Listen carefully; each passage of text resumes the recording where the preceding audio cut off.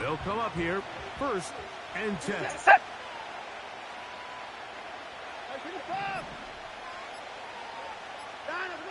Watson going to throw right away. That's caught. It's Kenneth Walker. That one good for a dozen. And a very quick 1st down. Every once in a while, it just comes down to you need somebody in the huddle to just make a play. And it wasn't a whole lot fancy here. The quarterback just dumps the ball down, a quick underneath completion, and then really it's the yards after catch that did the rest. And that's what it takes. You're not always going to have the perfect play. You're not always going to dial up the perfect play against the perfect look. Sometimes players need to make plays, and that was a good one there.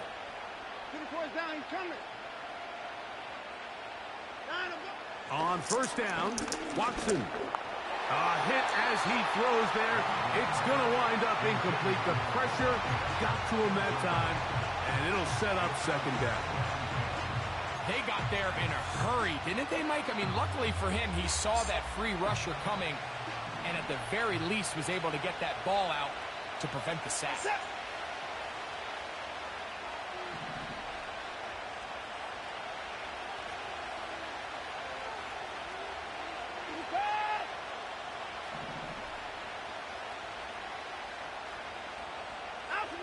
On 2nd down, here's Watson.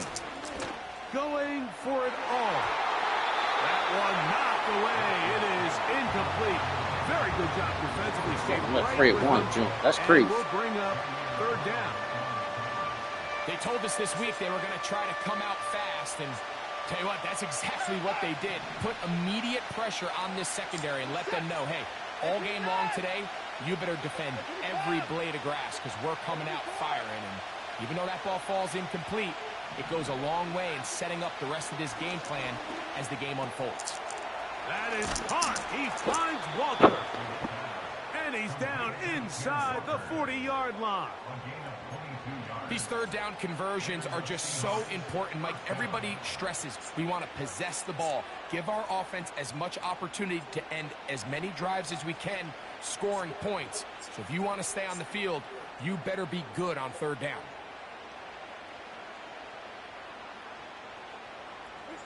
First and 10 now from the 36. Throwing again is Watson. This one complete to his tight end Fant. After the catch, he gets that forward for a gain of 9. The drag route. We used to say this is day 1 install. Every single offense in the NFL has this sort of route, especially for the tight end position. And depending on the speed and the run after catch ability of the tight ends, sometimes it can lead to some of the biggest gains. First carry now for Kenneth Walker. And he'll get maybe a yard. That's it. Linebacker Fred Warner brings him down.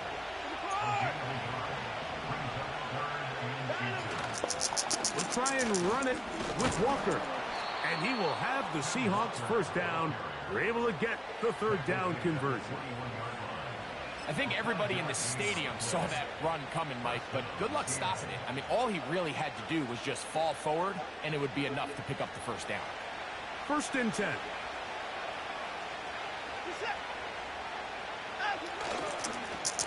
On the handoff, this is Walker. And not much there. He's back to the original line. No gain on that one. You want to see linebackers play downhill, Mike, meaning there's not a lot of side-to-side pursuit. They're attacking the line of scrimmage, attacking the ball carrier. That's exactly what we saw out of this guy here. He's able to make the stop at the line of scrimmage and keep it to no gain. Oh, he pumps up the football. One of his teammates is there to pick it up. Sometimes these games in the NFL, Mike, they get decided by simply how the ball bounces. I mean, how often do we see a quarterback in the pocket get strip sacked, and that ball ends up going the other direction? Fortunately for them, they can regroup, get back in the huddle, and live another day. Ball falls into the hands of his own guy, and they'll see if they can dodge this bullet. Play 10 of this opening drive. And here's 3rd down.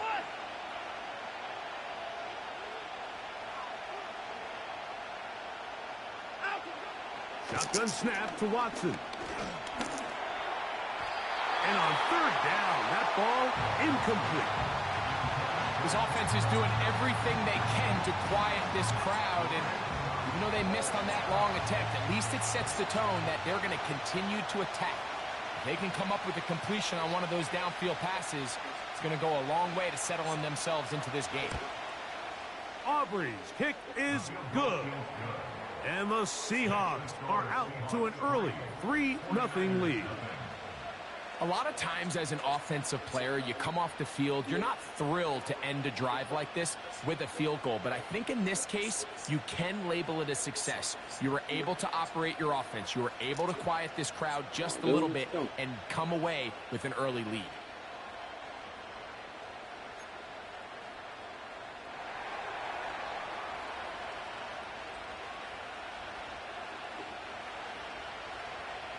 Three points on that opening drive. We'll see the response as the kick's away. A safe kick taken at the 5. Penalty marker down. This return to the 30-yard line, but will it stay there?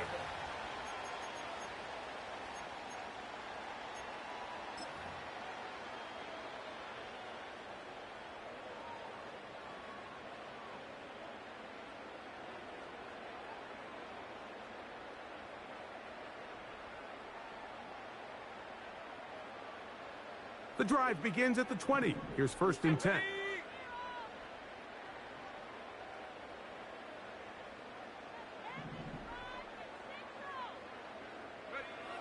From the gun, it's Purdy.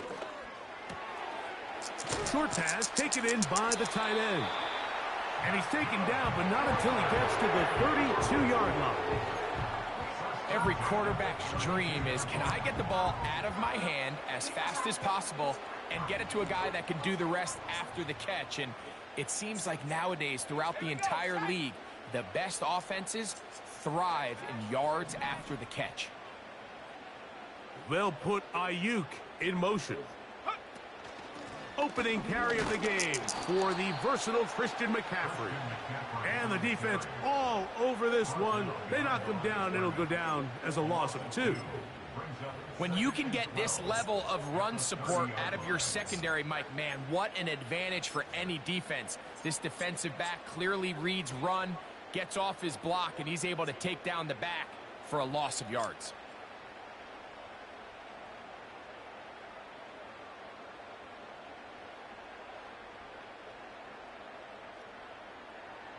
Last play went the wrong way. It sets up 2nd and long. It's 2nd down and 12. Go, Rick, go. 60 Bobcat, 60 Bobcat. Purdy to throw. He'll find his open man. That's Brandon Ayuk. He'll get about 6 before he's taken down. These are the play calls, Mike, that offensive coordinators use to just get their quarterback and their passing game into some sort of rhythm. Easy pitch and catch, get the ball out of his hand, see a completion. These typically, as the game goes on, lead to bigger and bigger gains.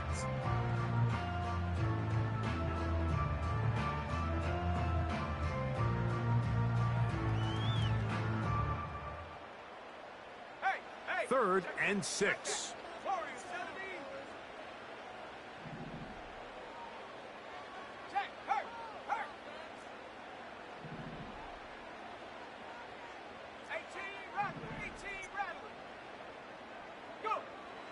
Shotgun snap to Purdy. And that is incomplete. Jacob Howard, the intended receiver. And it's going to be 4th down. And the success of this play, Mike, all comes down to the timing of the defender. You get there a little bit too early, you risk pass interference. You get there a little too late, it's a big pass completion. Timing your hand and playing through the ball is something they work on with these defenders all the time. And next time they throw the ball downfield, I wouldn't be surprised if they target somebody else. But he cannot get away. Great job down there to hold him to a short return.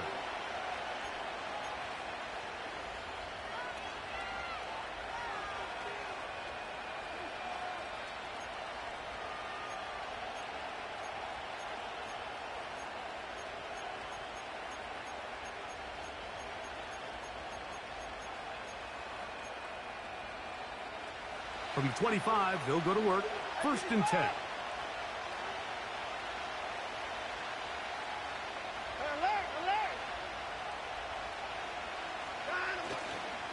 On the ground, it's Walker to start the drive. How do you make do that? And he's got it to the 35-yard line. And a nice pickup there by the back with an explosive run play. And it's important to point out, Mike, his offensive play caller, he's still working off that opening script. It doesn't necessarily have to just be the first possession. Using formations, using run game and pass. Unmask the defense and understand where to take the play calling as the game unfolds.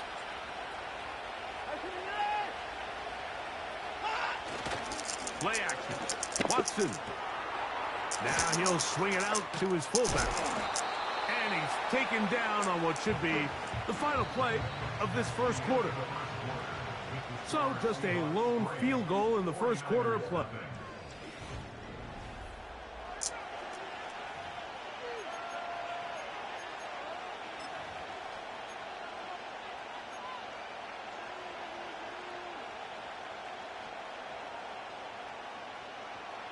Here's 2nd and 2.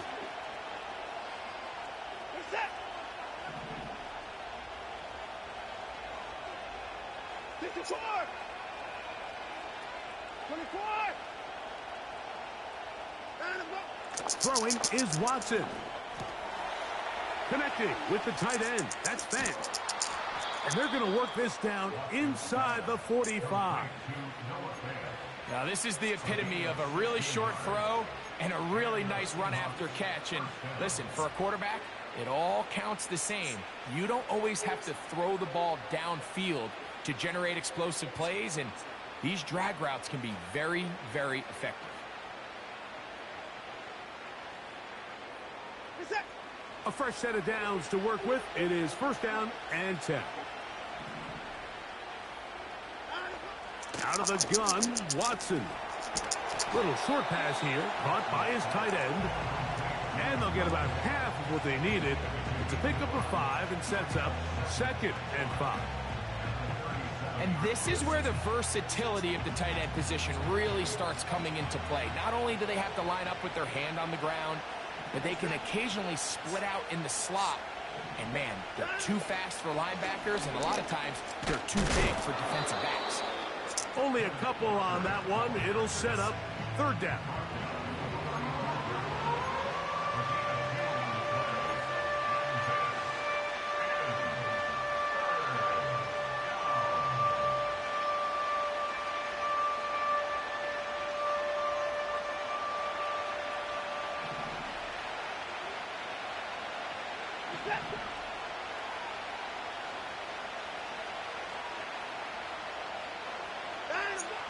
From the shotgun, here's Watson. Oh, that's the one thing they couldn't have there, the sack that might take them out of field goal range.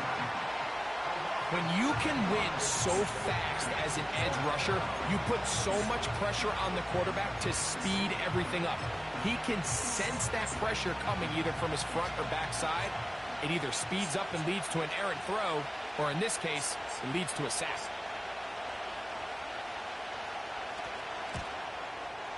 He is 2 for 2. That kick is good. And the Seahawks, on the strength of 2 field goals, take a 6-0 lead. So the lead stands at 6-0 as this one is kicked off.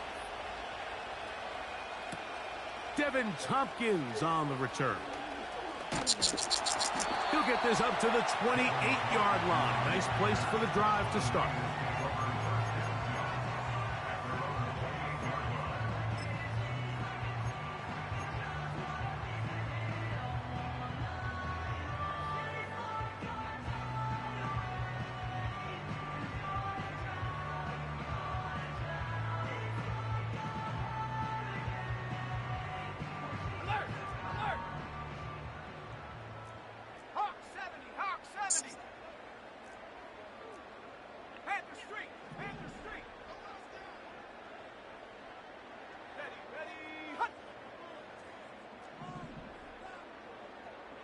Wow, this Play fake to McCaffrey.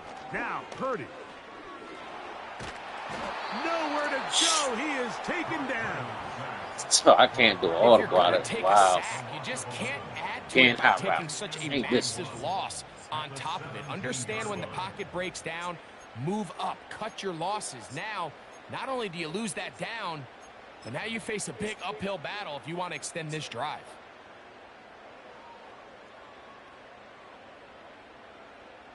Work to do now as they come up on 2nd and long. Here we go, here we go. Hey, check that, street. Check up. Throwing from the gun is perfect. This defense pinning their ears back, coming to get him again. You can hear some boo birds coming out with some angry fans here right behind us, Mike, and rightfully so. They went from 2nd and long, which is obviously not ideal, to now 3rd and nearly impossible. I mean, it's looked about as bad as you can imagine. Ready up. Work to do following the sack. It is 3rd and long. Now Seattle going to use the first of their timeouts.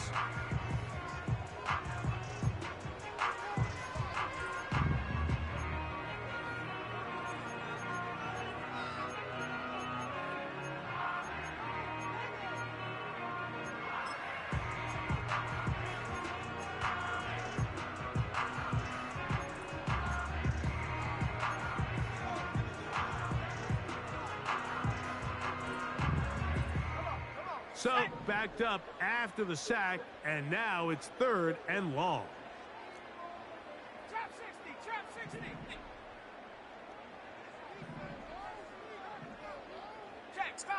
Check Bobcat. Dragon 60. Out of the gun, it's Purdy. Now he'll air one out. That is caught. Big gain, and that changes the complexion of this drive all the way down to the 40-yard line. They really showed off their connection on that pitch and catch, Mike, and just really good ball placement and really good separation downfield. And when those two things align, it's just really challenging for a defender to stay with them and take that play away.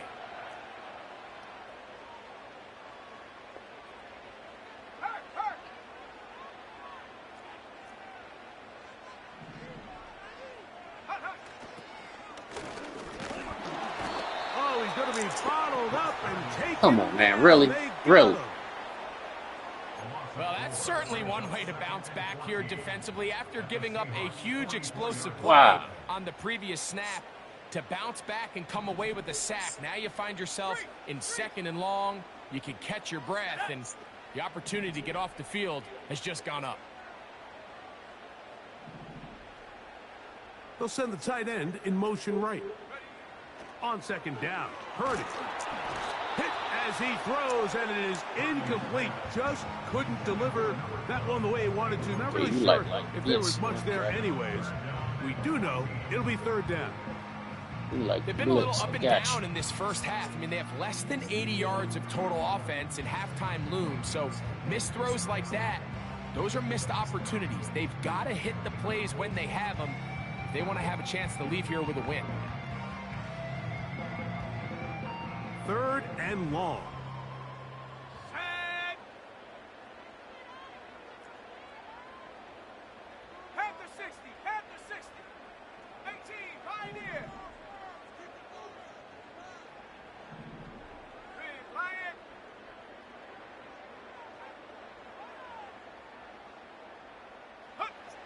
From the shotgun, it's Purdy. That's caught. Left side. It's complete.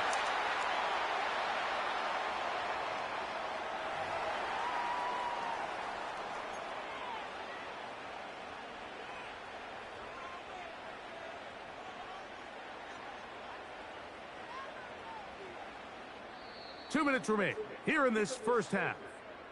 Greg and I back with you from Santa Clara in a moment.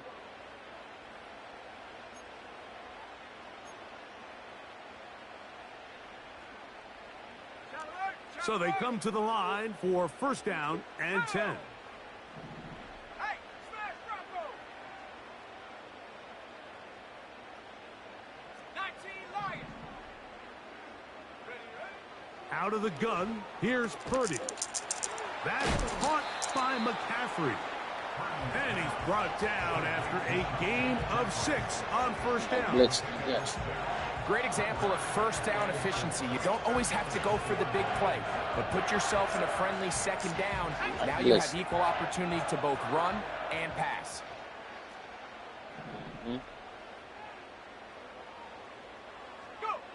Back to the air is Purdy. And that's going to be incomplete.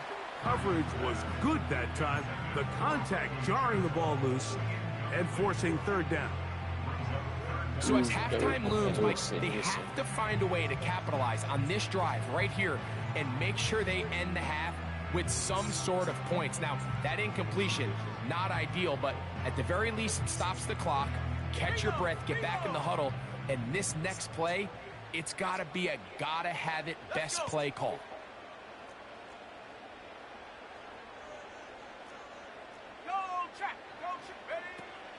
On third down, here's McCaffrey.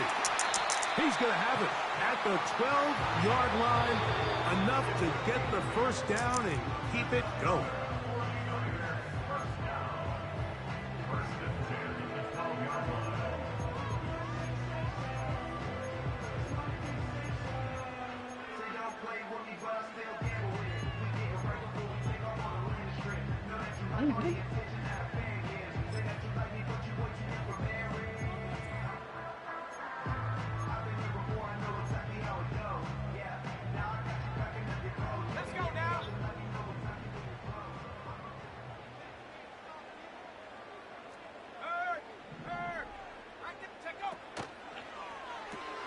Purdy quickly to Ayuk.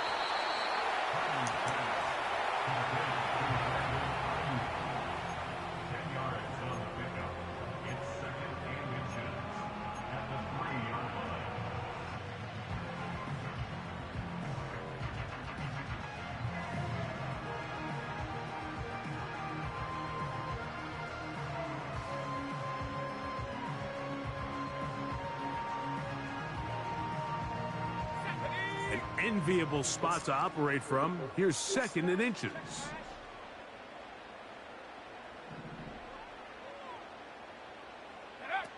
To throw is Purdy. And he'll take it on in. Christian McCaffrey. Touchdown, San Francisco. But you think back to their first possession of this game, Mike, it resulted in a punt. Not exactly the fast start the coaches told us was so important as this game unfolds. They get the ball back for possession 2. Now they try to find some rhythm, find their identity of the game plan, and they come away with 6. So that's how you bounce back in this league. It's not always going to be perfect. Really nice job settling into this game here with their second possession. They didn't leave much time on the clock to put together a drive here at the end of the first half. And the kickoff's coming their way. The return team going to let that one go. It'll go through the end zone. It's a touchback.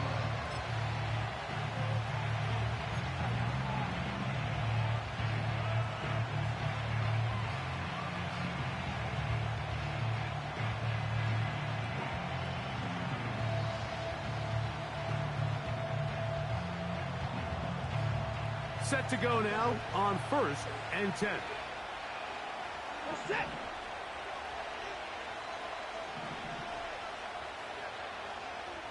The tight end Fant in motion. On 1st and 10, here's Watson. And this will be incomplete.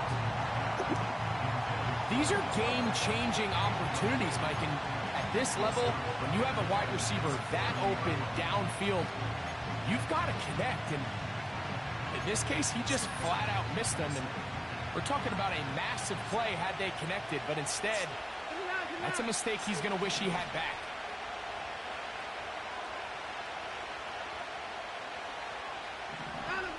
Here's Watson now on 2nd down. That's going to be intercepted. Picked off by Renardo Green. And his offense is going to be all set up with a short field and a chance to extend their lead. So anytime you're really sensing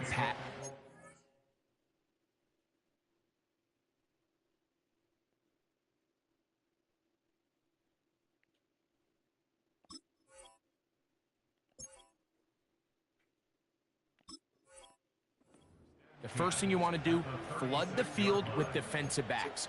Good things typically happen. I mean, that's a great call there by the defensive coordinator to counter that play, because no matter where that ball was going, they had someone in the neighborhood who had a shot of making the play and getting them off the field. Here we go, set. 19 tight, 19 tight. Go, Reed, go. Buffalo 18. Hut, hut. 1st and 10 for Purdy. Quick throw, taken in. He's close to a first down. It's a gain of 9. Nice pitch and catch on first down. Timeout 49ers. That is their second. As that'll stop the clock with 12 seconds to go in this first half.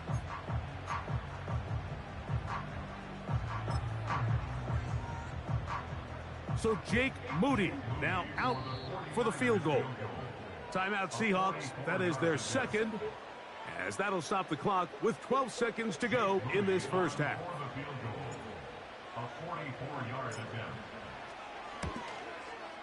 Moody's kick is good.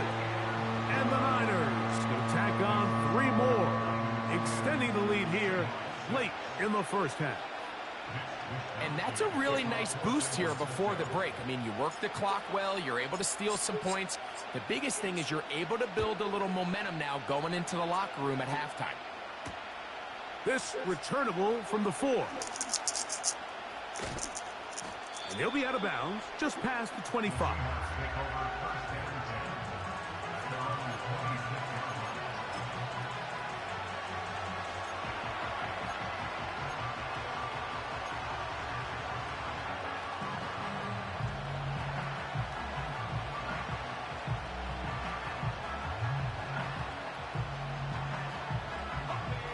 Here's 1st and 10. Here we go, here we go. Buffalo lead.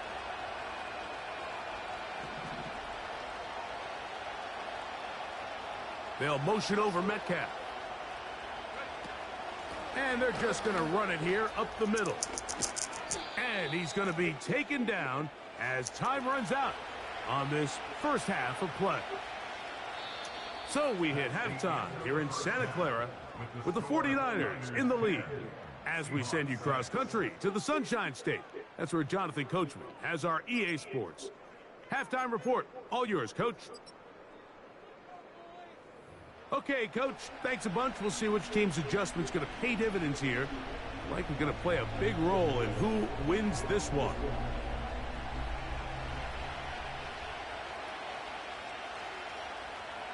Pretty interesting first half. We'll see if any strategy changes for the next 30 minutes or more as this second half gets underway. And Why he'll they be keep brought running down out there? just beyond the 25-yard line.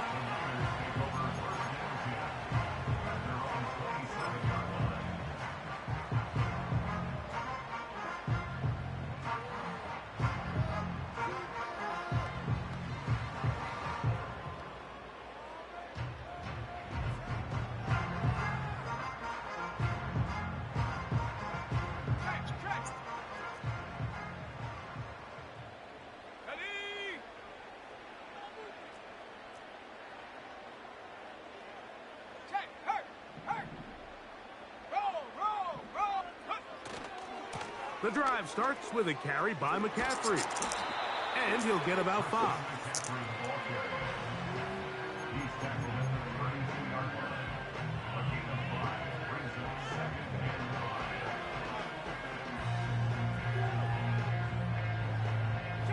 They'll break the huddle.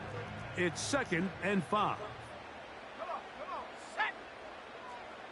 Panther streak, smash, smash. Ready, ready. They run once more with McCaffrey. And he'll be stacked up at the line of scrimmage. No gain on the play. You could just see the frustration on the running back's face as he's getting helped up off the ground. Like, there was just nowhere to go from the moment he was handed the ball. Give credit to the defense. Great job.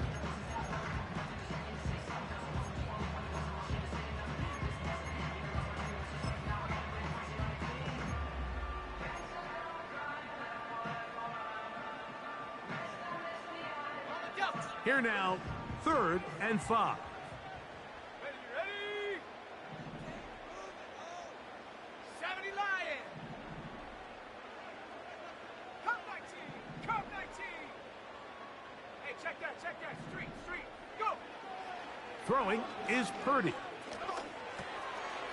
Quick throw here is complete. Pickup of 11 yards on that one. It's good for a Niners first down. 3rd down is when we see so many tight ends around the league really make their money.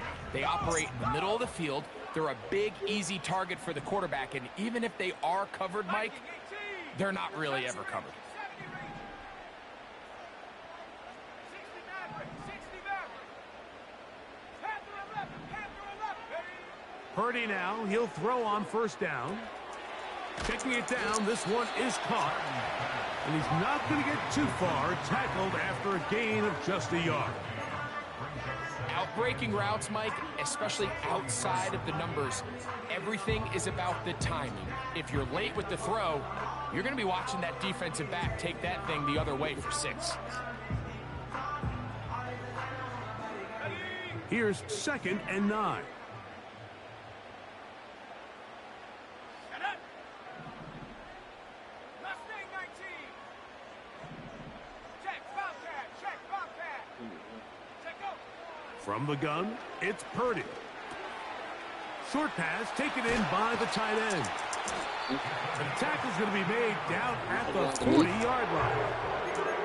Just seems like every year, Mike, the tight end position just continues to grow within the passing game and establishes a bigger and bigger role. And listen, I know I'm biased, but if you want to have a good passing game, you better have a good tight end.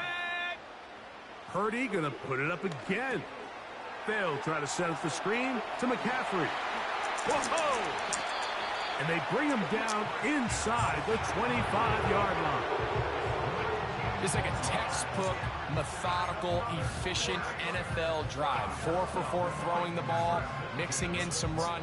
You're just marching the ball downfield at your will, and they get a fresh set of downs now to see if they can convert this nice drive into some points.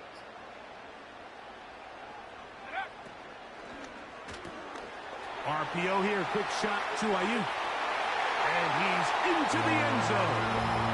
Brandon Ayuk, touchdown, 49ers. That's the 5th touchdown for him on the year.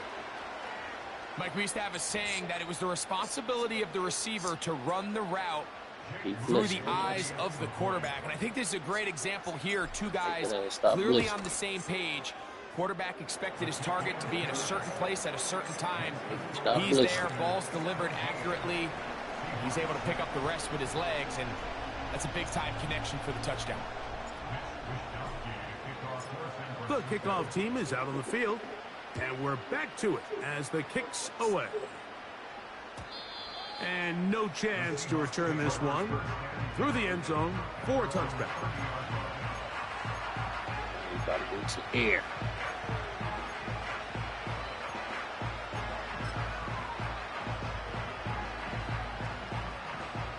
They'll break the huddle. Coming up now for 1st and 10.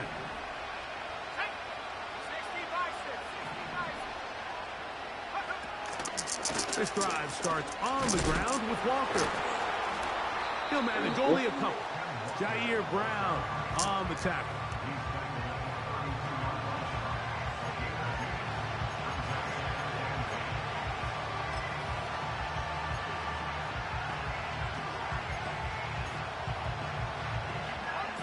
Second down and 8.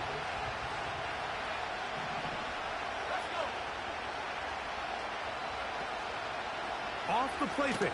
He'll look to throw. He'll be hit as he throws this time, and it's going to fall incomplete. He might be fortunate just to avoid the sack, and it'll set up a 3rd down. The whole idea of the play-action pass, Mike, is that you can slow the pass rush down enough that it allows longer, slower developing pass concepts to open up downfield. But in this case, they were on him so fast that by the time he got his head around, that ball needed to come out. There was no timing and ultimately led in an incompletion. On 3rd down, they'll set up to throw. And that is incomplete. This offense has to find a way to be better on first and second down, Mike. Living in these third and long situations, must pass, is not a recipe that their offensive coordinator wants to operate in. And that is good coverage by the punt team as they meet him and bring him down.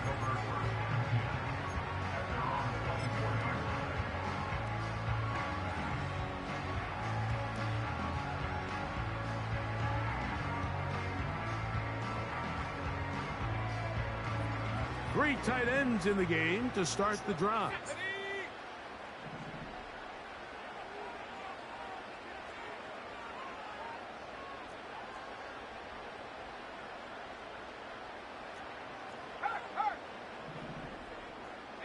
They send the tight end in motion. They'll run with McCaffrey to start this drive.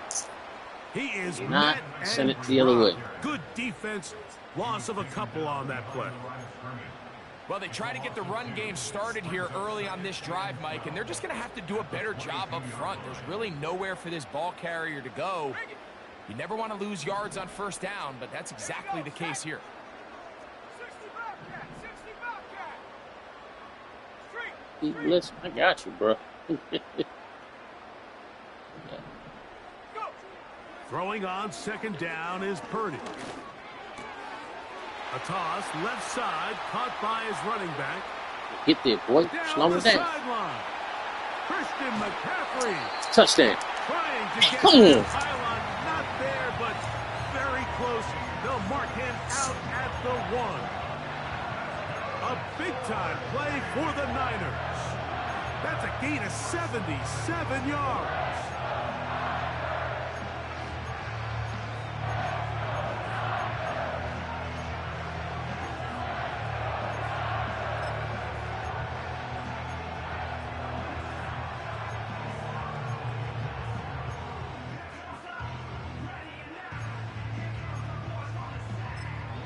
The Niners will use the first of their timeouts.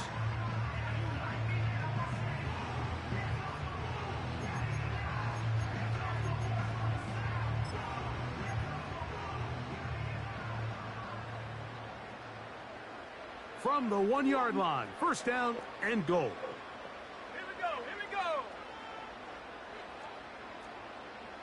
Ready, And they'll run here with McCaffrey. No, he's not going to get in. In fact, they've shoved him backwards. Great job by that linebacker timing his blitz. He didn't give any indication to the offense that he was coming, and he's able to get through that hole and take the ball carrier down for a loss. Now back at the 4 for second and goal. ready. Hey, smash Bravo. Take go. Now Purdy. And that's going to be incomplete. Coverage was good that time. The contact jarring the ball loose and forcing third down. A rare miss for a quarterback that we've seen really come out on fire throughout this entire contest. I mean, his completion percentage, Mike, is well above league average, and frankly, it's really the biggest reason why they find themselves out front.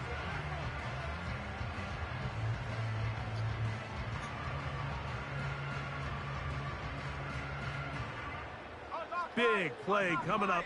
Third and goal. Now Seattle going to use the first of their timeouts.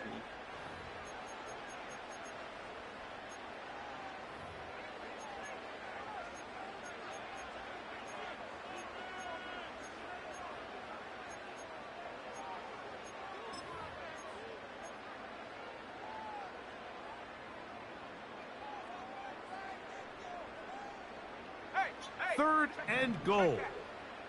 Ready, ready. Go, check, go, check. They'll try and run with McCaffrey.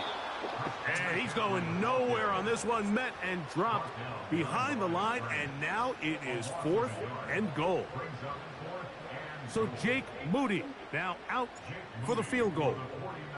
This about as short as you can get. He is It's 2 for 2. touchdown. That Ready. kick is good. And the 49ers add on to their lead. Yeah, he does a nice job handling that kick there, but I think offensively, you come back to the sideline and you're thinking, we have to find a way to finish these drives. I mean, to be in 1st and goal and settle for 3, that can be very deflating for an offense settling for too many field goals. Both teams ready to go once more as the kick's away. The return team going to let that one go. It'll go through the end zone. It's a touchback.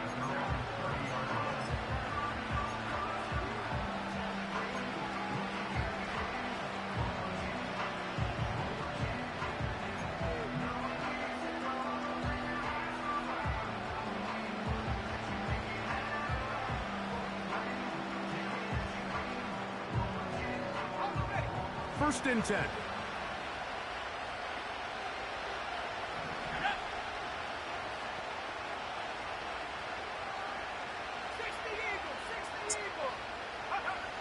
Here's Howell. And he got rid of that one quickly before the receiver even knew what was going on. That's incomplete. He was looking for Kenneth Walker out of the backfield. And it'll bring up 2nd down.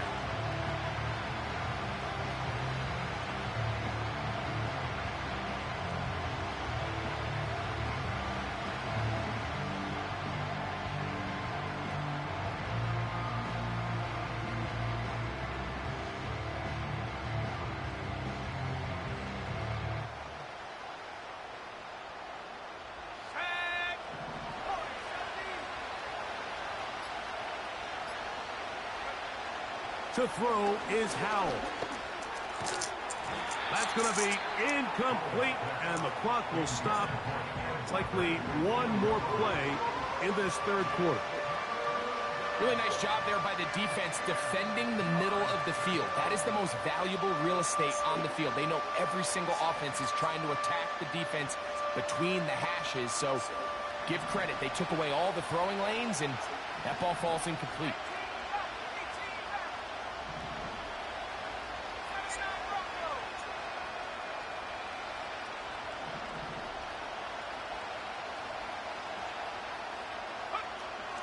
They'll throw with Howell. Got it with Smith in Jigba. And he will finally be taken down. How about that? A really big play as the final one here in the 3rd.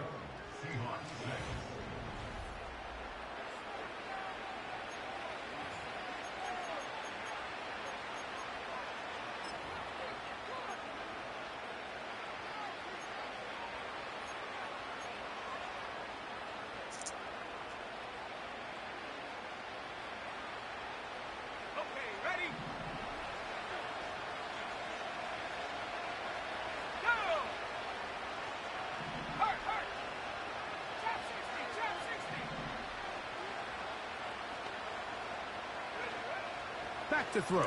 Howell. Get that one to Charbonnet. Complete. All right, so there's really 3 areas that a modern NFL running back has to excel in. Number 1, the traditional handoffs. Number 2, you have to be excellent and reliable in pass protection. And maybe bigger than all of them, you have to be at least serviceable out of the backfield in the passing game. They'll come up here on 2nd down and 5.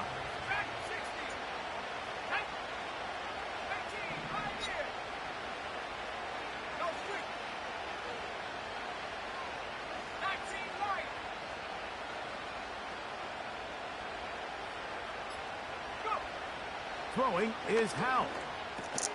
He'll get this complete to Walker. Oh, he doesn't put it away. The ball's out.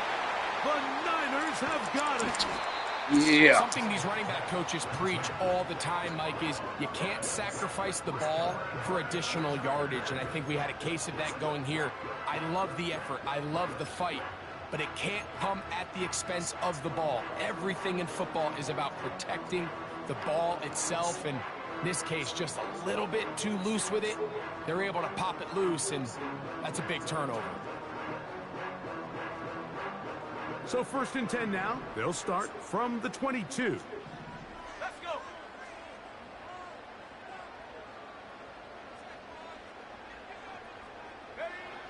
Purdy. Throw, left side, complete to Pearsall. And he's going to be taken down inside the 40-yard line. Knew you was coming. Well, I think one thing's for sure, Mike. I don't think we're seeing an offense that is comfortable with this late lead. They're continuing to put pressure on the defense and say, hey, I don't care how much we're up. We're going to continue to execute our passing game, and if there's opportunities downfield, we're going to continue to take it. Ball rests at the 37. It's 1st and 10. A run here with McCaffrey. And they bring him down, but not until they get inside the 30-yard line. 2-possession lead, 4th quarter. This is the time, Mike, when you really can rely heavily on your run game. Everybody in the stadium knows you're going to run it, including the defense. They just can't come up with an answer to stopping it.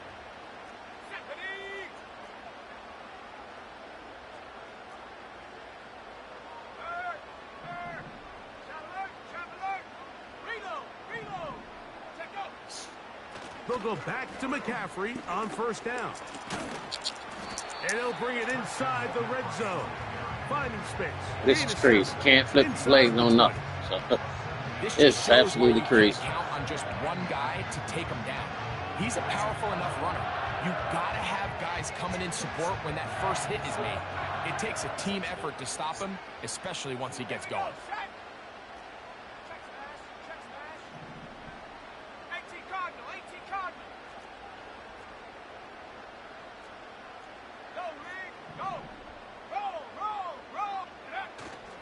Again, it's McCaffrey. Crazy. A big play there on 2nd down, but we do have a flag on the field. And that's in an area where usually this play gets erased.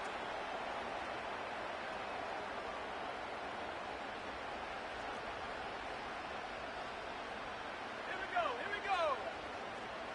Check. On the give, it's McCaffrey. McCaffrey, 1st down and more. And he's going to take this all the way home. Christian McCaffrey. Touchdown, San Francisco. 2 touchdowns for him in the game. Numbers 10 and 11 on the year. Greg, that's one of those scores where it's not completely over, but it's getting to be about that time. Yeah, Mike, I just think they're entering miracle stage right now, and I just don't think there's any coming back from this deficit.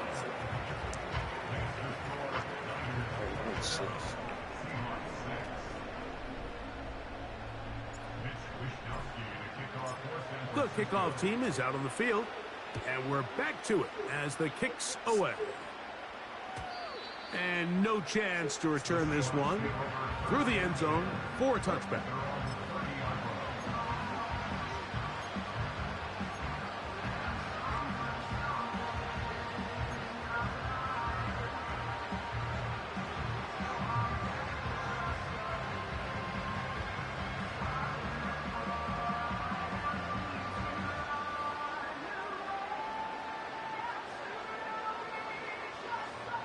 They'll come up here, 1st and 10.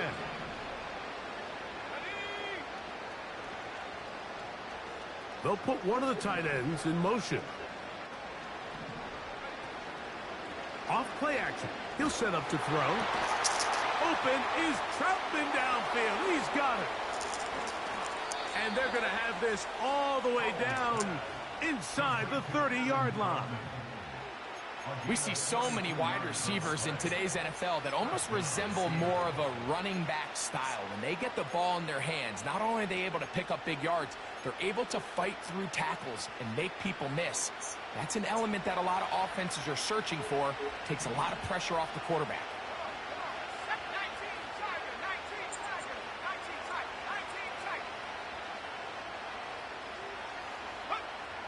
Howell. Connecting with the tight end. That's Ben. And he's brought down after a gain of 6 on 1st down.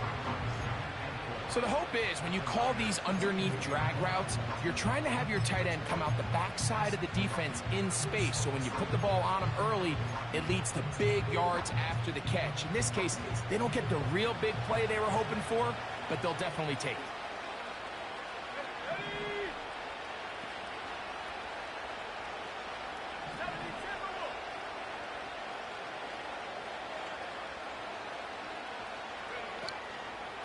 They run with Walker. And he'll get back to the line of scrimmage at best. Might have even lost a yard there. Just feels like this has been the story of the day for this offense. Just unable to get anything going on the ground. And a big reason they find themselves trailing and another loss of yards. 3rd and 5.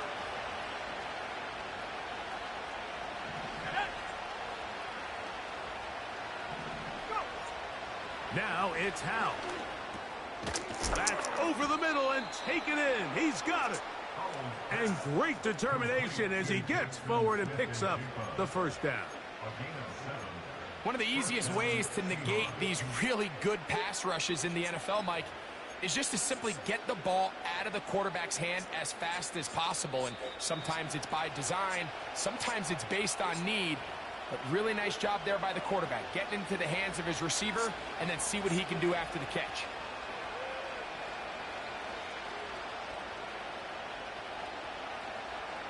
Ball down to the 16-yard line.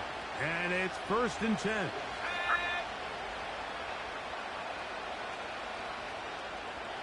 They'll motion over Metcalf. To the air now on 1st and 10. Looking Smith and Jigba's way again, and again a catch. Receiver just finds himself in a really nice groove, and there's these weird times in the game, Mike, where it just seems like every ball comes your way, every play they call, you're wide open, and you just find yourself in one of those grooves that athletes talk about. So they got to continue to ride the hot hand, because right now on that field, there's no mistaking who it is.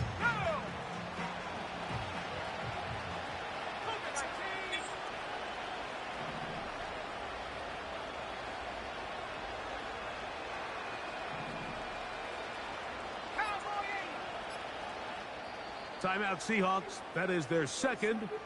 And they'll get together prior to the 2nd down play.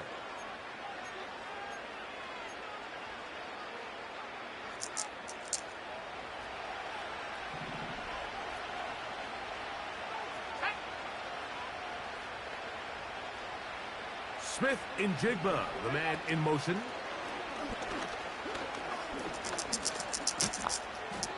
I love this call, Mike. 2nd down and short. One of the best downs in football to take a shot. Give credit to the defense. They were ready for it. But a nice job by the quarterback, realizing there's nothing downfield. Take off, turn into a runner, pick up the 1st down. He'll look to throw. And this is going to be a touchdown. It's too little too late. They do get a bit closer as they score here in the final minute of play. Brandon Aubrey now for the extra point. It's up and through. And the Seahawks are able to edge a bit closer.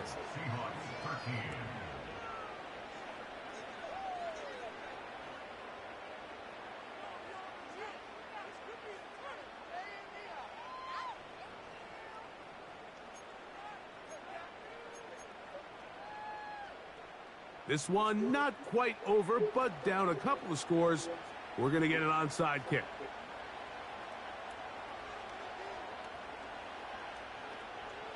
The kickoff unit is out there, and they'll send this one away. Well, we knew, Mike, this was going to take a miracle. All they needed to do was recover this, score, recover another one, score again. Unfortunately, that's not going to happen, and this game's all but over.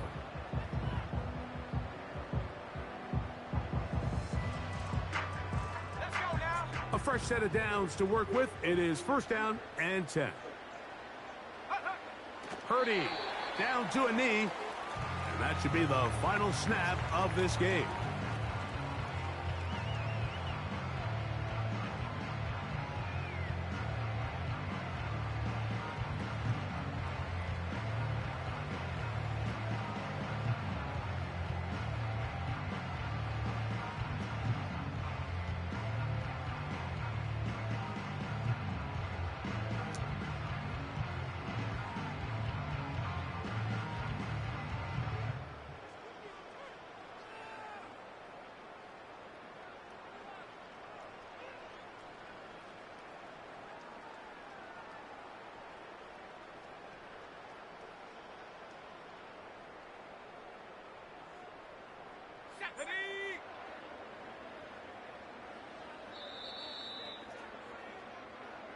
So the faithful here at Levi's Stadium are rewarded. It's a win for the 49ers. Their winning ways continue. They've yet to be stopped as they remain unbeaten in the month of November. So that'll do it for us. For Greg Olson and our terrific team behind the scenes, I'm Mike Tirico. You've been watching the NFL on EA Sports. Follow us on X at EA Madden NFL. The 49ers get the win here at home as we say so long from Santa Clara.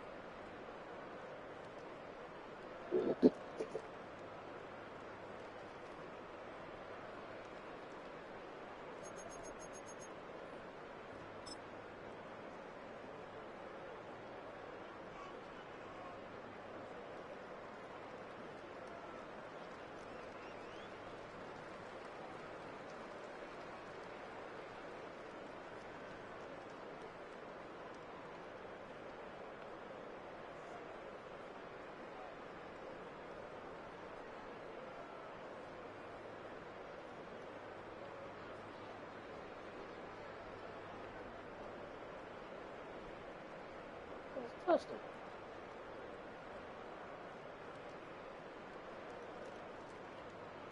It's a touchdown.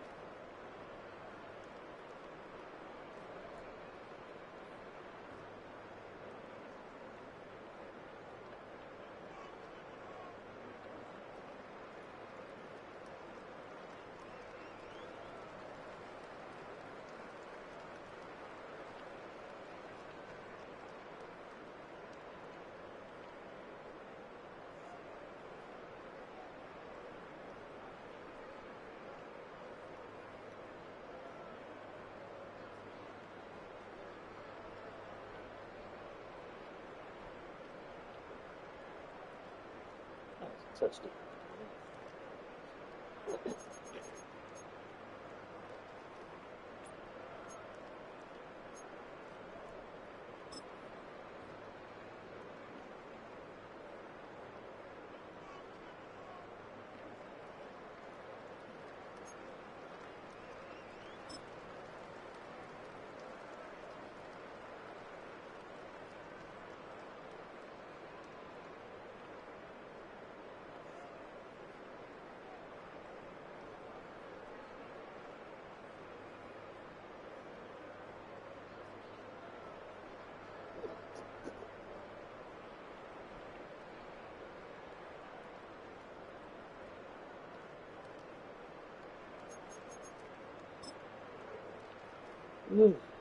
Look.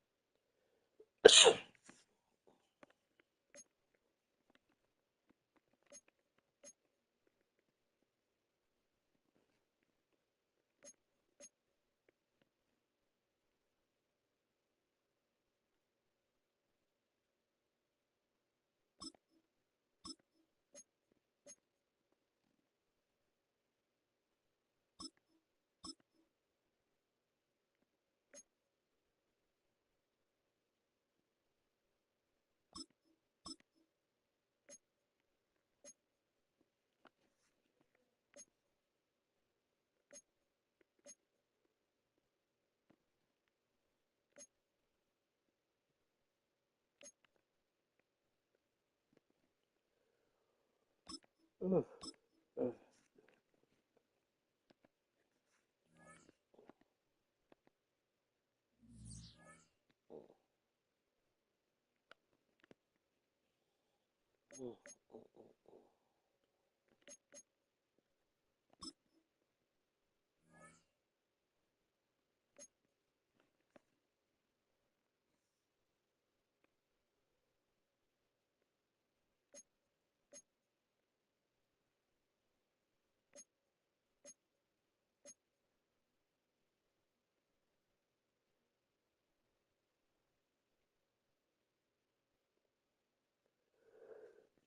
Ugh.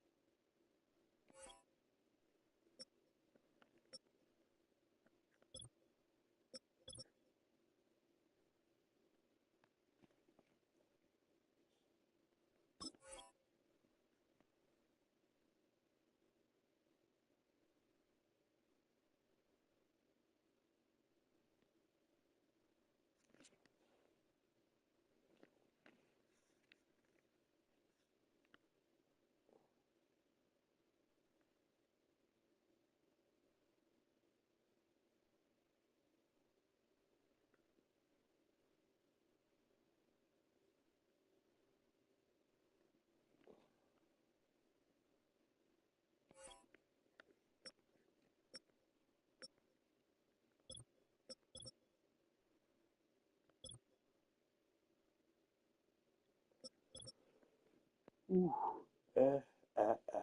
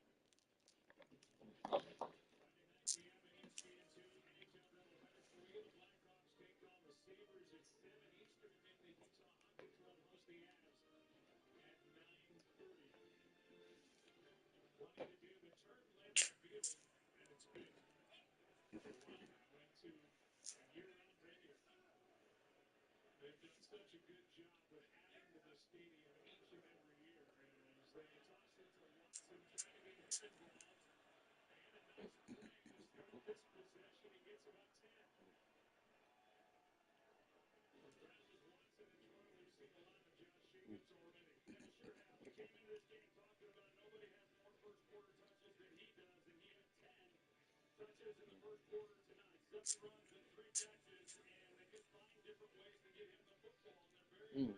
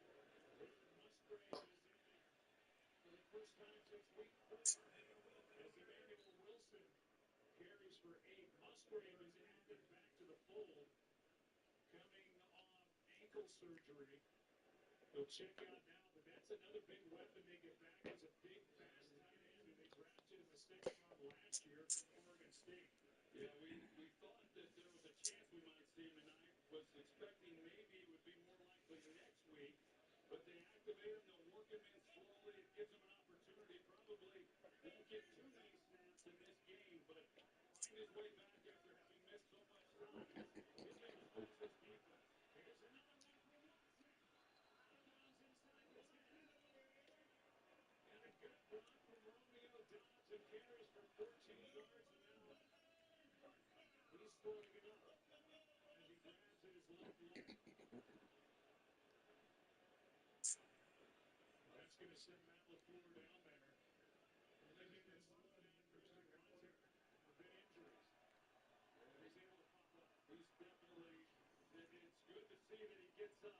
You're right, Joe. He has been dealing with injuries throughout his career, his short career. He got up, walking back toward the bench. First down when we come back. What's for dinner? What's for dinner?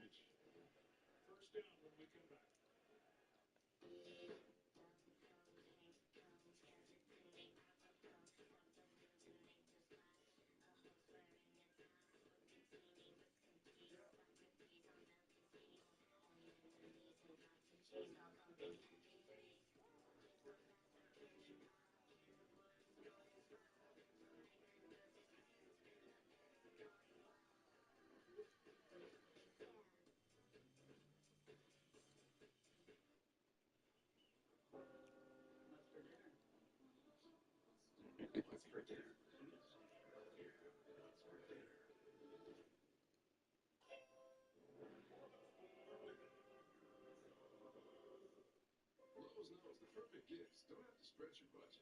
That's why we offer a free select tool when you buy select tools and batteries from our top brands. So perfecting the holidays, oh, you're good. It's easier than ever. Lowe's knows how to help you holiday. Okay, so we're at the film festival, middle Park City. The doors open, and they 75% of premium party. Pastries are the best. At our peak, we got our own private D-Night. At Racemeet, the lounge feels right next to the pit. We were there in Paris, exclusive events at incredible restaurants. Nights at the Sapphire Lounge on the set. Have it. Experience the world as an insider from exclusive lounges to immersive dining experiences, all which a Sapphire reserve. And then I wake up. And you have this dream every night? Yeah, every night. You see. Only pay for what you need. Liberty, liberty, liberty, liberty. Christmas Day. It's a holiday remix of Saturday's doubleheader on Netflix as the Chiefs take on the Steelers and the Ravens square off against the Texans with a hometown halftime show. That's how the NFL does the holidays.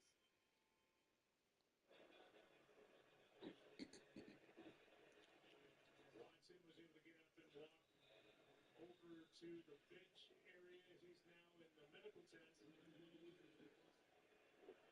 Getting looked at. At the very end of the play by Monte Taylor, kind of laid down on his ankle. First down and goal across the lead, right side. Does not win that race as Will Harris gets over there to make the stop. Second Wolf. Just think you watch this running attack and even their passing game and the various things that they do. And Matt LaFleur has done a terrific job of being creative and giving a lot of different looks. Here's a handoff for the touchdown to Chris Brooks. He's got his first of the year. And when you asked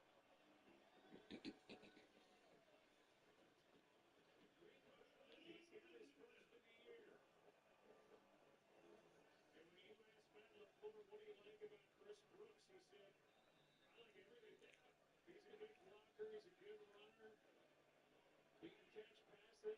And he gets his first touchdown on that little carry 1 yard. Yeah, it's an abundance of riches for Matt LaFleur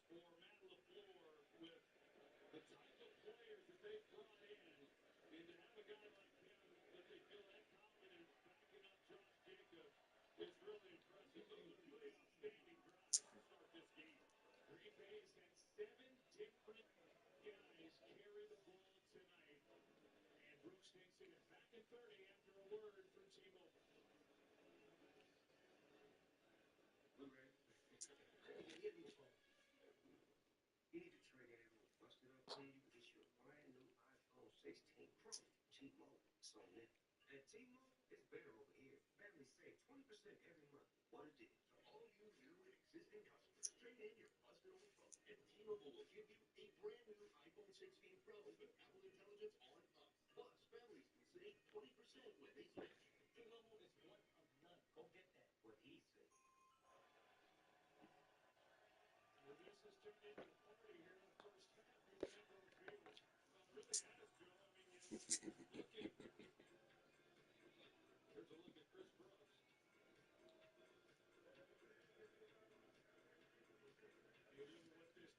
You look at what this Packers team has done. They've piled up 10 wins. They're up 21 to nothing. They have had, as I mentioned before we took that quick break, 7 different guys from Matt LaFleur's offense carry the ball tonight. And Dante Pettis will try and get something going for the Saints. Gets to the sideline and is able to weave his way out just shy of 40. I think you look at these 3 drives, Joe, and what Green Bay's been able to do. They go 10 plays, 63 yards, 17 plays, 90 yards, and then 6 plays and 67 yards. And it really doesn't matter. They run the ball like they have throughout the year. Nobody runs the ball more in the first half than the Packers do. They've run it over 50% of the snaps here again tonight. But if they wanted to throw the ball or just run the ball, there's nothing to indicate that they couldn't do it that way because the Saints really have not done anything to slow them down. Rattler over the middle. Nice throw and catch. Morrow. And the big tight end up to grab it. Gets 21 yards. That's kind of a risky throw by Rattler, but sometimes you've got to try to fit some of these in there. And, good coverage. He just puts it up high, and Wilson's not able to get up there and make a play on it. But this is not one that you would advise to try to attempt too many times. But Chris Barnes watching this broadcast. He's thinking, what is He's totally watching, and you're absolutely right. He's saying, what are you talking about? toss to Williams, left side. Driving with the legs as he spins. Lucas Van Ness on the stop and a gain of 4. A little more about Spencer Rattler, who is from Phoenix. 3 seasons at OU, transferred to South Carolina, 5th-round pick. 7th quarterback off the board. And getting his chance in place of the injured Derek Carr, who's out with a fractured left hand. He suffered 2 weeks ago at the Giants.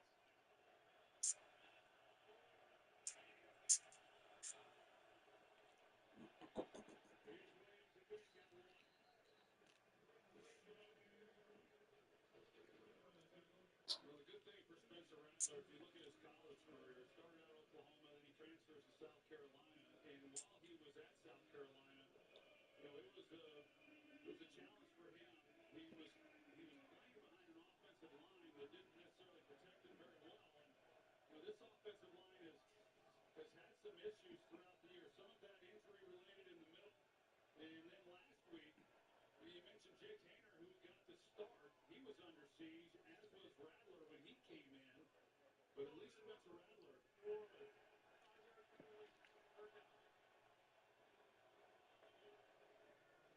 they got to back them up the way that the Saints follow the substitution rule, so they get penalized for that. So what looked to be a 3rd and manageable now turns into a 3rd and 10.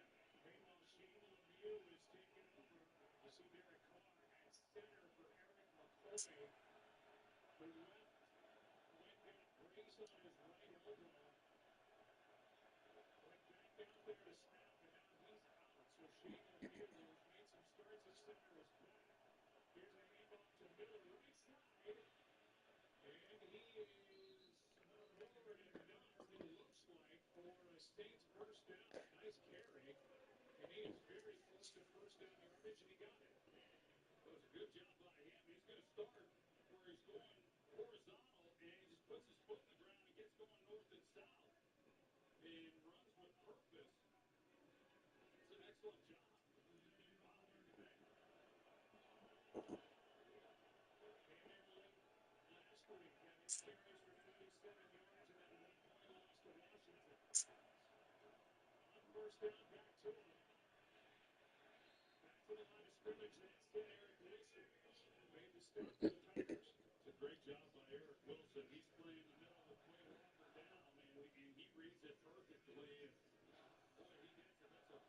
a good job right there in the middle. And this is what you want to see. There was talk about maybe moving Andrew Cooper to the middle, but Eric Wilson, with his experience in the NFL, he was better suited for it, and it allows him then also to be the green dot and make the play. Play action, Rams is going to call it.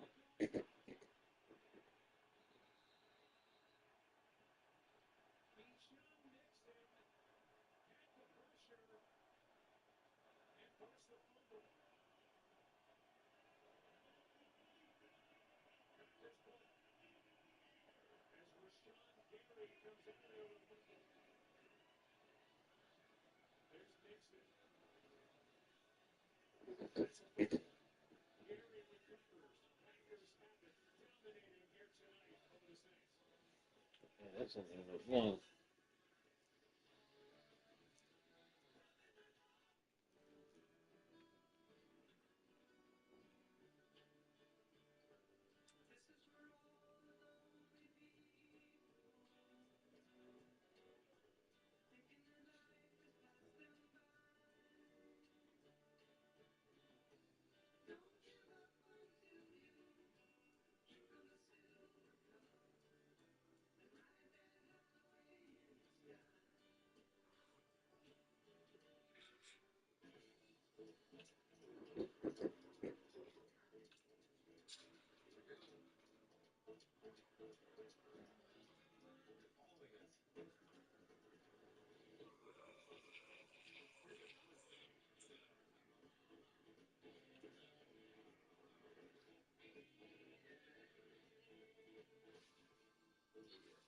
The first ever Nissan Rogue Rockery.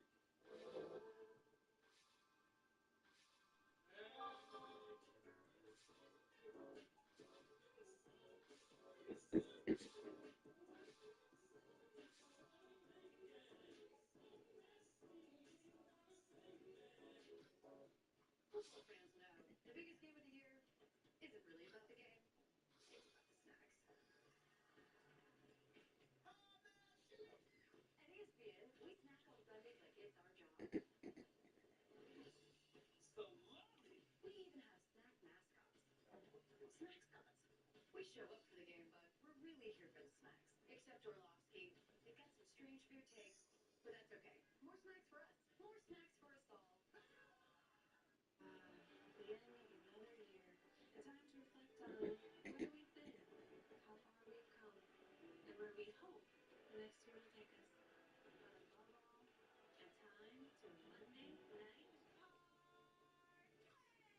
Woo! Hey, ho-ho, and grape juice. I'm going to be jamming on this way past midnight. Woo!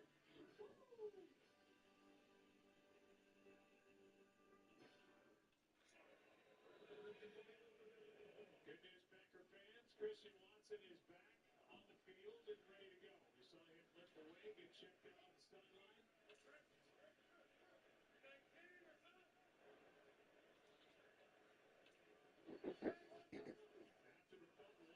After the fumble, Jacobs catches it and runs out to the 40, picks up 7. Here's another look at the fumble. Keyshawn Nixon, he comes on the blitz, and Rattler, he doesn't feel it at all. And ball comes out. They started to get a little something going finally. Got into Packers territory. Good cover by Hafley. Doesn't blitz a lot, but he dials it up with Nixon, and it pays off for him. There's a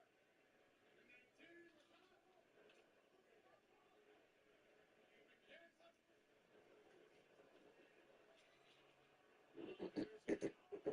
just overthrown. Colin Saunders had pressure just to finish on Hafley, who told us, I want to lead the league in effort and takeaways. They get their 27th takeaway. And this is a Green Bay team that coming into the week led the league in points off turnovers. So they're doing just that. Good effort with this young defense, and they're taking the ball away.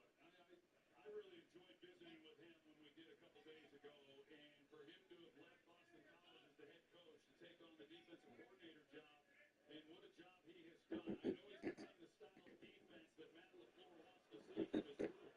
Here's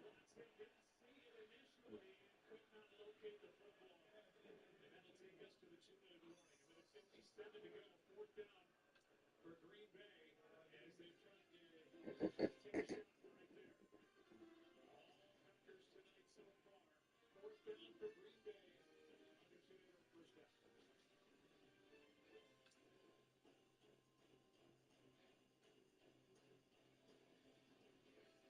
Rating for everyone. Nothing hits like the next evolution of gameplay in Madden NFL 25. With a re-engineered hit stick and field stance powered by BoomTech, Madden NFL 25 allows you to compete across platforms with more control and realism. This year, quarterbacks like the Chiefs' Patrick Mahomes, the Bills' Josh Allen, and the Texans' C.J. Stroud have been in total control and rank among the NFL leaders in passing. Madden NFL 25 is available to buy today. I have a secret, Mufasa. Mufasa the Lion King is the #1 movie in the world. The songs are infectious. It takes you on an epic adventure. A race to the circle of life. It's fun, entertaining, and hilarious. Then it comes to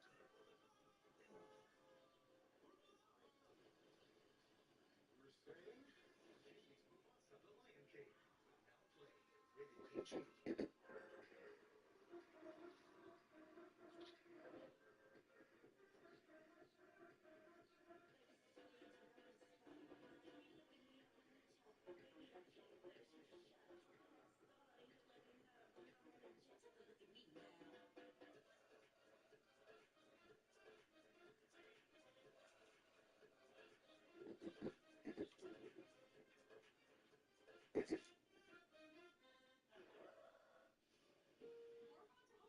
rated PG.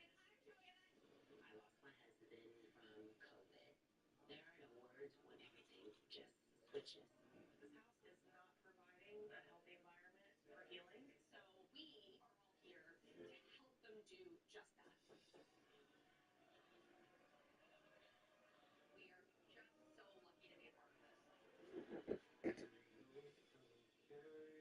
this. carry you home. Coming up on the Allstate halftime, we'll have first half reactions. Chris Berman's fastest 3 minutes. Coming up after half. Jake Daniels in that traffic with Jared Goff. Goff's outstanding season continued yesterday, and Jake Daniels 5 touchdown passes in that comeback win over Philly. Good punt here by Wheeler. Sails into the end zone. Halftime guys, and everybody chasing Santa outfit and going right into the wheel of cheese before tonight's game. I don't think anybody enjoyed that more than Scott Van Pelt over there. Look at Ryan Clark like, what? Get some wax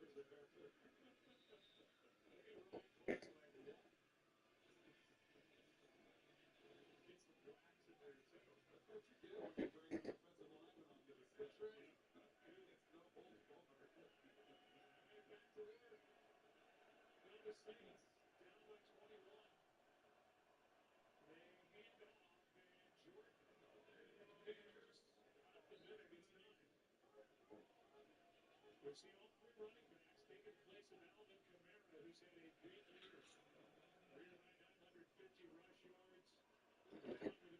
who's had a big year. Career high 950 rush yards. Down with a groin injury suffered late against Washington. Here's Mims again, and he didn't get it. Going to be inches short, so with a minute 18 and counting and 3 timeouts, it'll be 3rd down and inches. I would think they'll come right back and hand it off here again, so hopefully they can keep the clock running, but they're not. High throw, but a nice catch, and a flag flies at the end of the play. Mims with the catch. Here's the call. Personal foul, roughing the passer. Defense number 57. 15-yard penalty. First down. Brenton Cox is guilty of roughing the passer, and that's got Matt LaFleur yelling at him on the sideline. I don't know about that one. Yeah, I agree with you, Trey. I don't think that's very late at all. I thought that was okay. Yeah, I mean, that's pretty weak. Didn't even hardly hit him anyway, and you get into the steps and all that. I don't like the call. This guy's, he's done a heck of a job, too. He started playing more and more here in the last few weeks. They are looking at the previous play. After review, the pass was incomplete. We will enforce the roughing the passer 15-yard penalty for the previous spot. First down. Mims went up to get it and did not secure it going to the ground. Either way, it's a first down by penalty out to the 45. Yeah, that would have been something if, that's why I say run, because then with an incomplete, you stop the clock, you don't get the first down, you're punting, and then you give the ball back to Green Bay with a chance to extend their lead even more. But, I don't know, it's going to be interesting to see what happens when the competition committee gets together and all the things the league is now considering to make reviewable. Through one receiver, Mims, and then almost caught by Juwan Johnson. If Johnson had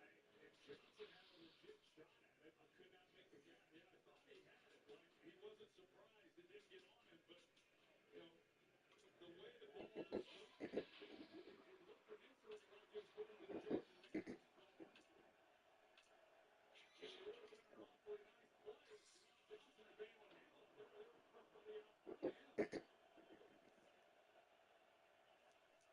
it was going to the Jordan Reeds, but it would have been an awfully nice play. Johnson and Bama would handle it. They were probably out in front of him. Second down and 10, and Rattler is going to get about 3. And the clock continues to run. They're not using any of their timeouts. They've got all 3 of them as well. So they call it, and that's usually, especially when you're talking about a rookie quarterback, that's on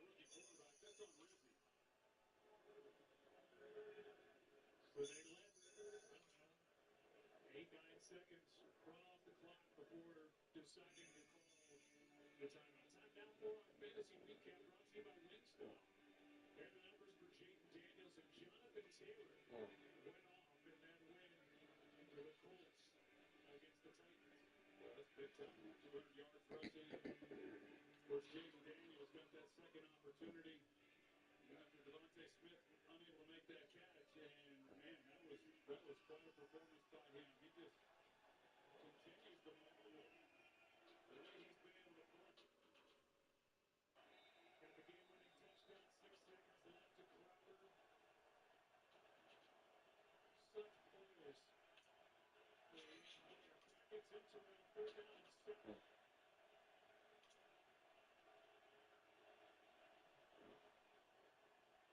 Rattler has a man wide open. Catch is made, and then a fumble out of bounds by Austin.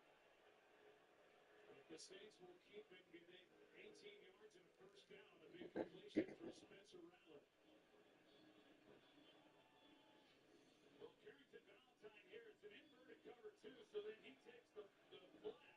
It's just a different way of getting to a two-deep look that Hafley likes to employ, but that's then the opening, and Rattler finds the receiver.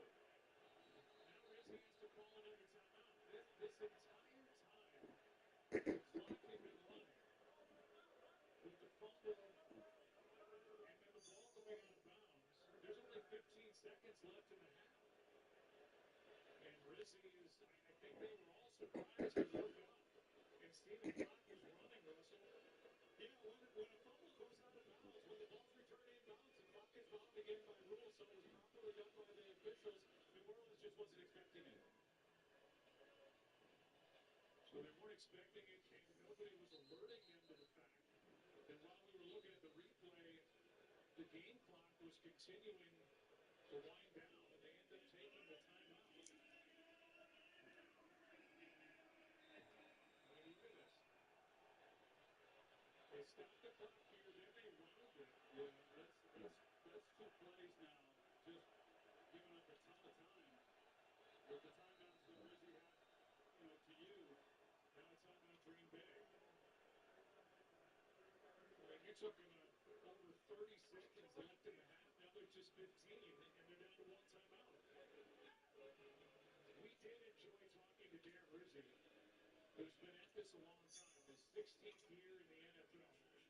2-time collegiate head coach, started in Division II at New Haven, He's been a 15-year special teams coordinator with the Dolphins and now with the Saints, named interim head coach. He's had these guys playing hard, and as a special teams coach, he's very familiar with this entire roster, and they're used to hearing stuff from him. Yeah, I think that's what gets lost. And I know there's a lot of special teams coaches that get frustrated that they don't get more opportunities, considering that outside the head coach, they interact with the entire team more than anyone else on the field. Back to the RAC throws.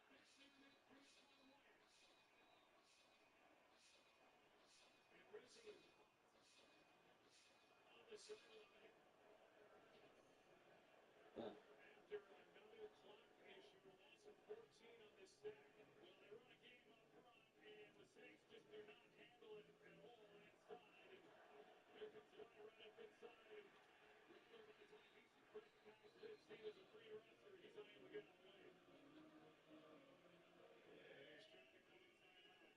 The San Francisco 49ers just got some unfortunate news, but I'm excited to break it down with you and show that there is some hope on the horizon yet. So looking forward to seeing what you guys have to say in the comments on this one. But if you're new here on Nate, I make daily 49ers content. Please consider hitting that subscribe button if that's what you're looking for. Really appreciate it. Really appreciate your guys' involvement on the channel, and all the comments have been absolutely fantastic. But the PFF grades came out, and I know PFF's just PFF, right? Grades are just grades. But there's something that I noticed that no one's talking about yet. Okay, I haven't seen anybody talking about this, and there's a cliff drop off in both the offense and the defensive side of how they played this week against Miami. And so I want to get to that first, and then kind of outline where that drop off is taking place and what that means for the 49ers or potentially maybe a solution to some of the problems the 49ers have been facing. Now, as you know, okay, George Kittle, my goodness, had an absolute game again. It's been an incredible season for George. He's very close now. Another consecutive 1,000-yard season. Good for him. That's fantastic. And of course, no surprise, Deebo Samuel also rated incredibly high. He was the highest rated Niner from PFF related to him. Now, that doesn't surprise you. I'm sure that shouldn't surprise you at all, right? Yeah, Deebo Samuel, Eric Sauber typically is in there, but he only had 10 snaps, so I'm not so sure if that really counts. George Kittle, then Brock Purdy and Dominic Clooney and Colton McKivitz. But graded above 70 is Brock Purdy, George Kittle, and Deebo Samuel. That's it. Minimum 15 snaps. So nobody else in the offense even graded above 70. Usually, on a good game, I like to look at those numbers based on graded above 80. So if you look at just 70, Brock Purdy, George Kittle, and Deebo Samuel were the only three guys who really made all-around great performance. The thing that I love about PFF, and you can say whatever you want about it, let me know in the comments, that's fine. As always, your opinions are warranted, but the thing that I love about PFF is it takes a lot of things into account that a lot of fans don't like to think about or talk about or default to. It goes beyond just the basic statistics and gives you a well-rounded picture on how that player has been playing. And so I thought that was really interesting. I really broke down into all of the PFF grades. And I think that, unfortunately, we have a bad piece of the news here, which is on the other side of that offensive cliff, which for this week broke off really early, really. After Brock Purdy, from there, it was just pretty quick.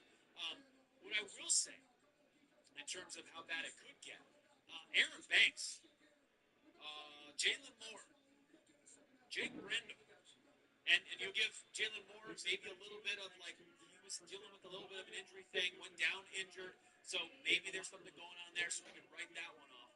But at the very, very bottom, the worst graded offensive player could not have been going to the game. It cannot be PTJ. If Patrick Taylor Jr. ends up being the worst graded offensive player in that game, you know we have a problem. The 49ers only rushed it 18 times. Five of those were, a few of them were Brock Purdy, and 5 of them were Deebo Samuel. So, not good enough for Patrick Taylor Jr., and this is a disappointment there because I know, maybe Izzy Abanikanda wasn't ready, okay? Keyshawn Vaughn didn't even really get anything. Not even worth putting him out there, apparently. And for the 49ers way, and for the Kyle Shanahan way, more importantly, for the Kyle Shanahan way, for his scheme and the way that he likes to do things, things, having that run game makes everything else different. You saw all these screen passes, right? And if you can add some play action, some more play action in there, not a whole lot of play action yesterday, you have a decent running game, it changes things. It absolutely changes things. So I think the unfortunate reality is we did not get what we were hoping for out of Patrick Taylor Jr., who was getting, he got a shot, he knew ahead of time. And I respect this for Kyle Shanahan. It drives me crazy when coaches don't the guy and tell him right at the out, right on the shoot, you're my guy this Sunday. And I'm glad that they told him early. He had time to get his mind right for that. He had time to physically, prepare and mentally prepare to be the number one guy. And unfortunately, it did not play out very well to be the lowest graded offensive player. And that's there are different guys that go out there, even just for like 3 snaps. He's the lowest graded player total. So that's not a good situation for Patrick Taylor Jr. That's very disappointing from my perspective. I think that's disappointing. But you know what? That clip extends beyond the offense. That clip extends onto the defense as well. So at the top there is D. Winters, and massive credit to D. Winters for being on top of that mountain because a lot of those plays that I was noticing during the game at least were happening in special teams where he's just flying in there, accurate, powerful. I love D. Winters. He also got a lot of snaps at linebacker too. So for him to come out there, I did not write down the exact number of snaps. We'll look it up in a second here, but for him to be out there for over 50 snaps and to be the highest rated defensive player is something worth considering, worth noting, right? Nick Bosa was second on that list. And from there, D. Winters, Nick Bosa, clip. Not a single person graded, let's see here. Yeah, it goes straight down into the 60s after Nick Bosa. Jake Brown only had 4 snaps, so we'll say whatever for that one. Sean Gibson only had 3 snaps, so we'll say whatever for that one. So Malik Collins, Bernardo Green, Hufanga, that's like the next, trying to make your top 5. Those are the guys that are in that list. And that's pretty, unfortunate considering we're going down into the 60s there in terms of overall grades. Okay? I don't know, grades are just grades, but I think there's a conversation that needs to happen here about Nick Bosa. This is, again, another unfortunate reality. This one is not as bad as the Patrick Taylor Jr. reality, but it is unfortunate because, Nick Bosa, I started deep diving on his player stats just for this season and player grades for the season to get a feel for what is going on. Because this was a classic 2024 season kind of game for Nick Bosa, where he's not involved in sacks. Pressures are like fine. We'll get into the details on that one. Worse than I even thought. It felt like I knew Nick Bosa was there, and I could even close my eyes and imagine a couple of plays where he got to the quarterback, and so it felt like he was doing something. He gets a high PFF grade, so you think, yeah, you know what? Great job, Nick Bosa. And I will give him credit where credit is due. Those PFF grades take into account where runners go and all of the extra things that an edge rusher has to think about in addition to rushing the passer. So, credit to Nick Bosa on that regard in that specific area. But two pressures, 2 hurries, a couple of solo tackles. Okay? And you add to that, let's see here, wrote it down somewhere. Nick Bosa, second to worst game in pressures this season. 4th worst game in overall grading this season. So despite the fact that he gets, pretty high up there, when it came to pressures, not so great. Not so great for Nick Bosa. So, yes, he technically makes it toward the top, lands in the top 5 defensive players for a defensive performance that clearly was not very highly graded. That's the point that I'm getting at. Other guys in there, unfortunate. Evan Anderson, Malik Mustafa, Jordan Elliott, YTM. Guys just not having great days yesterday. A lot of guys not having great days. But I want to get to the help wanted guy. All right? Because if I can get there we go. The help wanted ad's interesting. Okay, so I saw Brad Grant post this a couple of hours ago. Mason Graham should be at the top of the 49ers Christmas list if they continue to be in a position to take him. Continue. Notice that word, but we'll hold on to that for a second. I am still of the belief that you go edge or interior defensive line if one of the elite guys is there and target offensive line at top of the 2nd round respect Brad Graham's take when it comes to anything offensive line related. He's super expert when it comes to offensive line, in my opinion. I have respected every take that he's had so far. And I will say something about Mason Graham. Firstly, he's the top-ranked defensive lineman in college football. If you didn't know that, you don't follow college football. He has an 89.9 out of 100 player rating. PFF has him ranked number 3 overall in terms of available draftable players. And then, where's the one I was going to look at? Yeah, so he's ranked number 3 overall, but don't think that means he's going to go number 3, because you know how quarterbacks and skill position players kind of win the first round.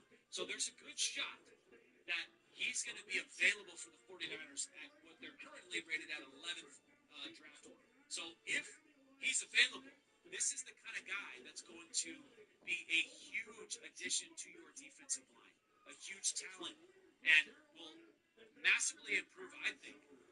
If you put him, like, we got Malik Collins for another year, so you put him next to Malik Collins, that could be a huge improvement. And the 49ers, like, they've been getting a lot out of guys like Everett Anderson, Okuwanu, right? Like, getting a lot out of guys that are undrafted players, and you have to give them credit where credit is due for that. Give Chris Kosuric credit where credit is due for that. Give the players credit where credit is due for that. But it doesn't mean that you're going to rest on your laurels. The 49ers need to go in there, and they really need to target offensive line and defensive line, in my opinion. And I think in those first couple of rounds, that would be a key time to do it. This number 11 overall pick, when it's all said and done in a couple of weeks and the season is officially over, I think that it's going to be something that the 49ers are going to be doing a lot of thinking about in terms of what they do with that number 11-ish, wherever they end up position, because that's a really high draft position in terms of what you might be able to get out of the available talent coming out of college. So let me know what you guys think about this take in the comments section. I think this is a great call out from Brad Graham. I don't think there's any reason that it's I could be wrong. Brad, you can comment if you want that it's just because we have the same last name, but I don't think that's the case. I like what I see here. I love the take on that one. Let me know what your guys' takes are in the comments. I look forward to reading those with you, reading those as always. Appreciate you very much. Thank you so much. Have a very Merry Christmas if I don't see you for the next couple of days. It takes a team. A community that writes off no one and believes in the potential of everyone. Protect spaces where children don't just get by, but thrive. And chooses to not just listen to one another, but learn from one another. Having a team like that changes the game. I'm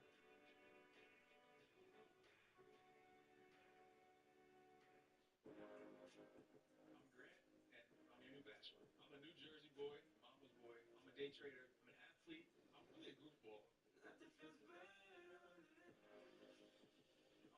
love. I want a wife. I'm searching for that happiness.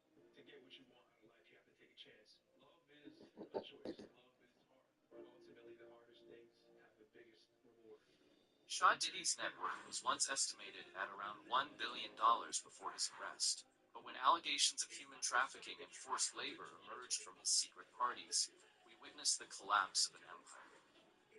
This is the inside story of the parties that brought down a hip-hop mogul. Shock Holmes rose to fame in the 90s with Bad Boy Records, becoming one of the wealthiest figures in hip-hop. He built an empire spanning music, fashion, and spirits.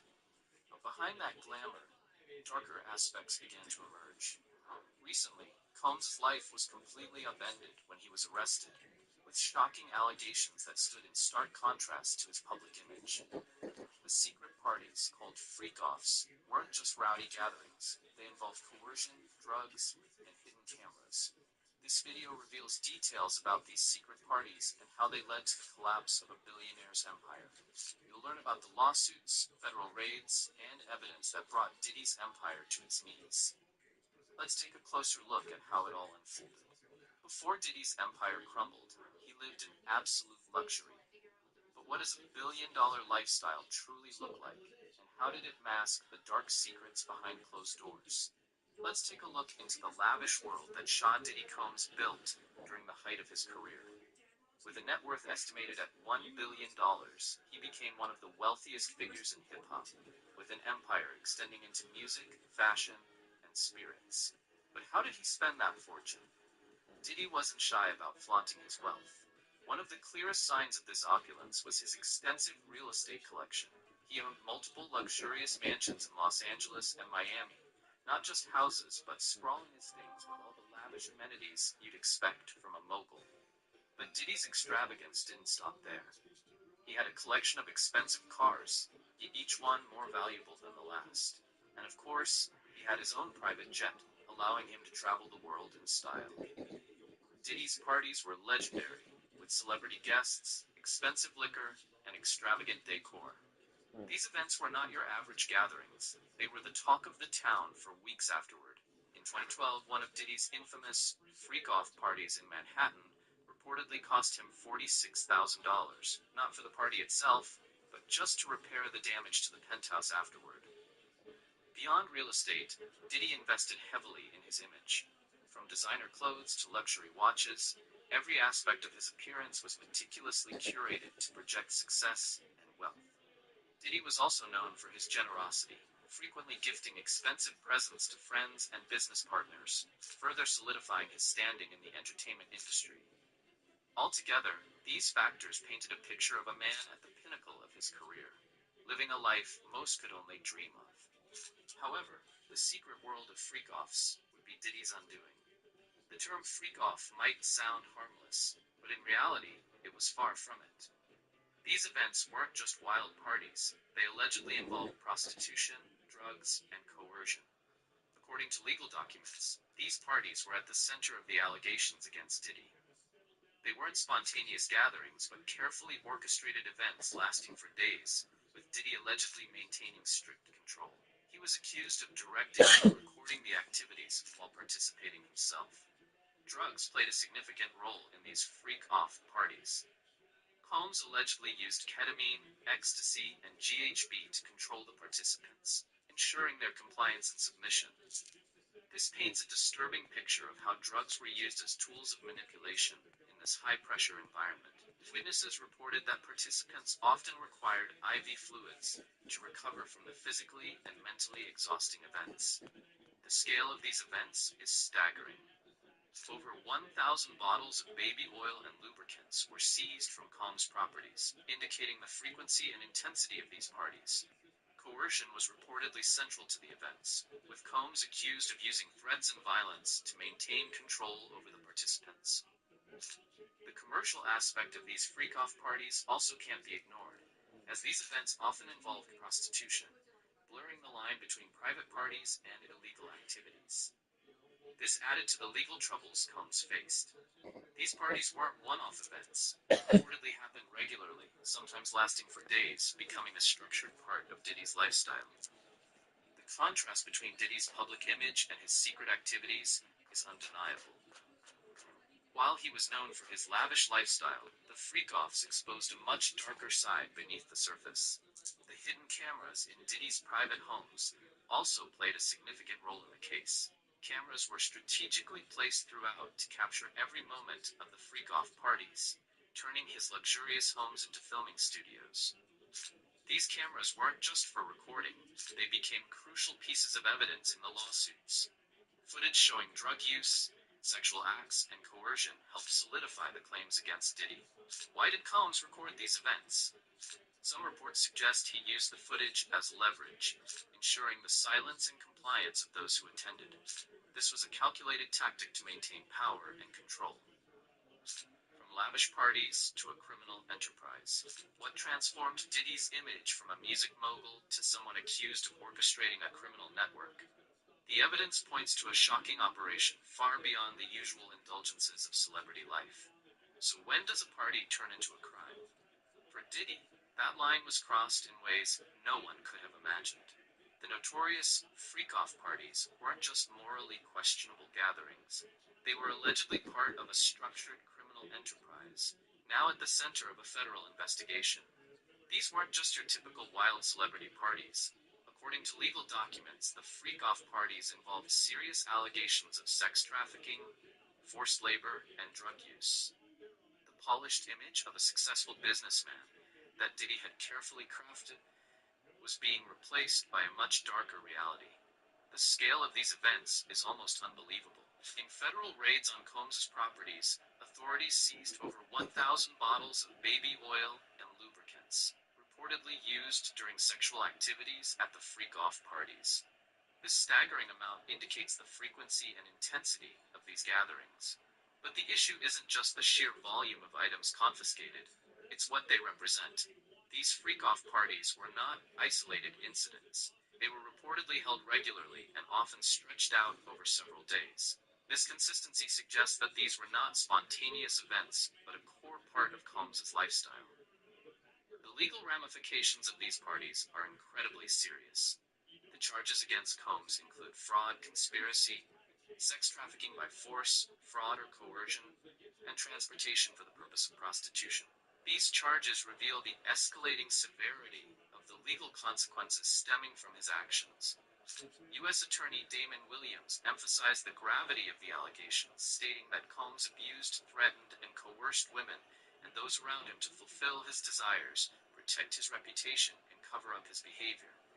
This paints a picture of a man who used his power and influence to create a culture of fear and exploitation. Legal documents describe Combs as having built a criminal enterprise, leveraging his wealth and status. This stands in stark contrast to the image of a successful music mogul and businessman that he had cultivated over decades. The shift in public perception about him is perhaps one of the most surprising aspects of this case. The use of drugs at these events adds yet another criminal element.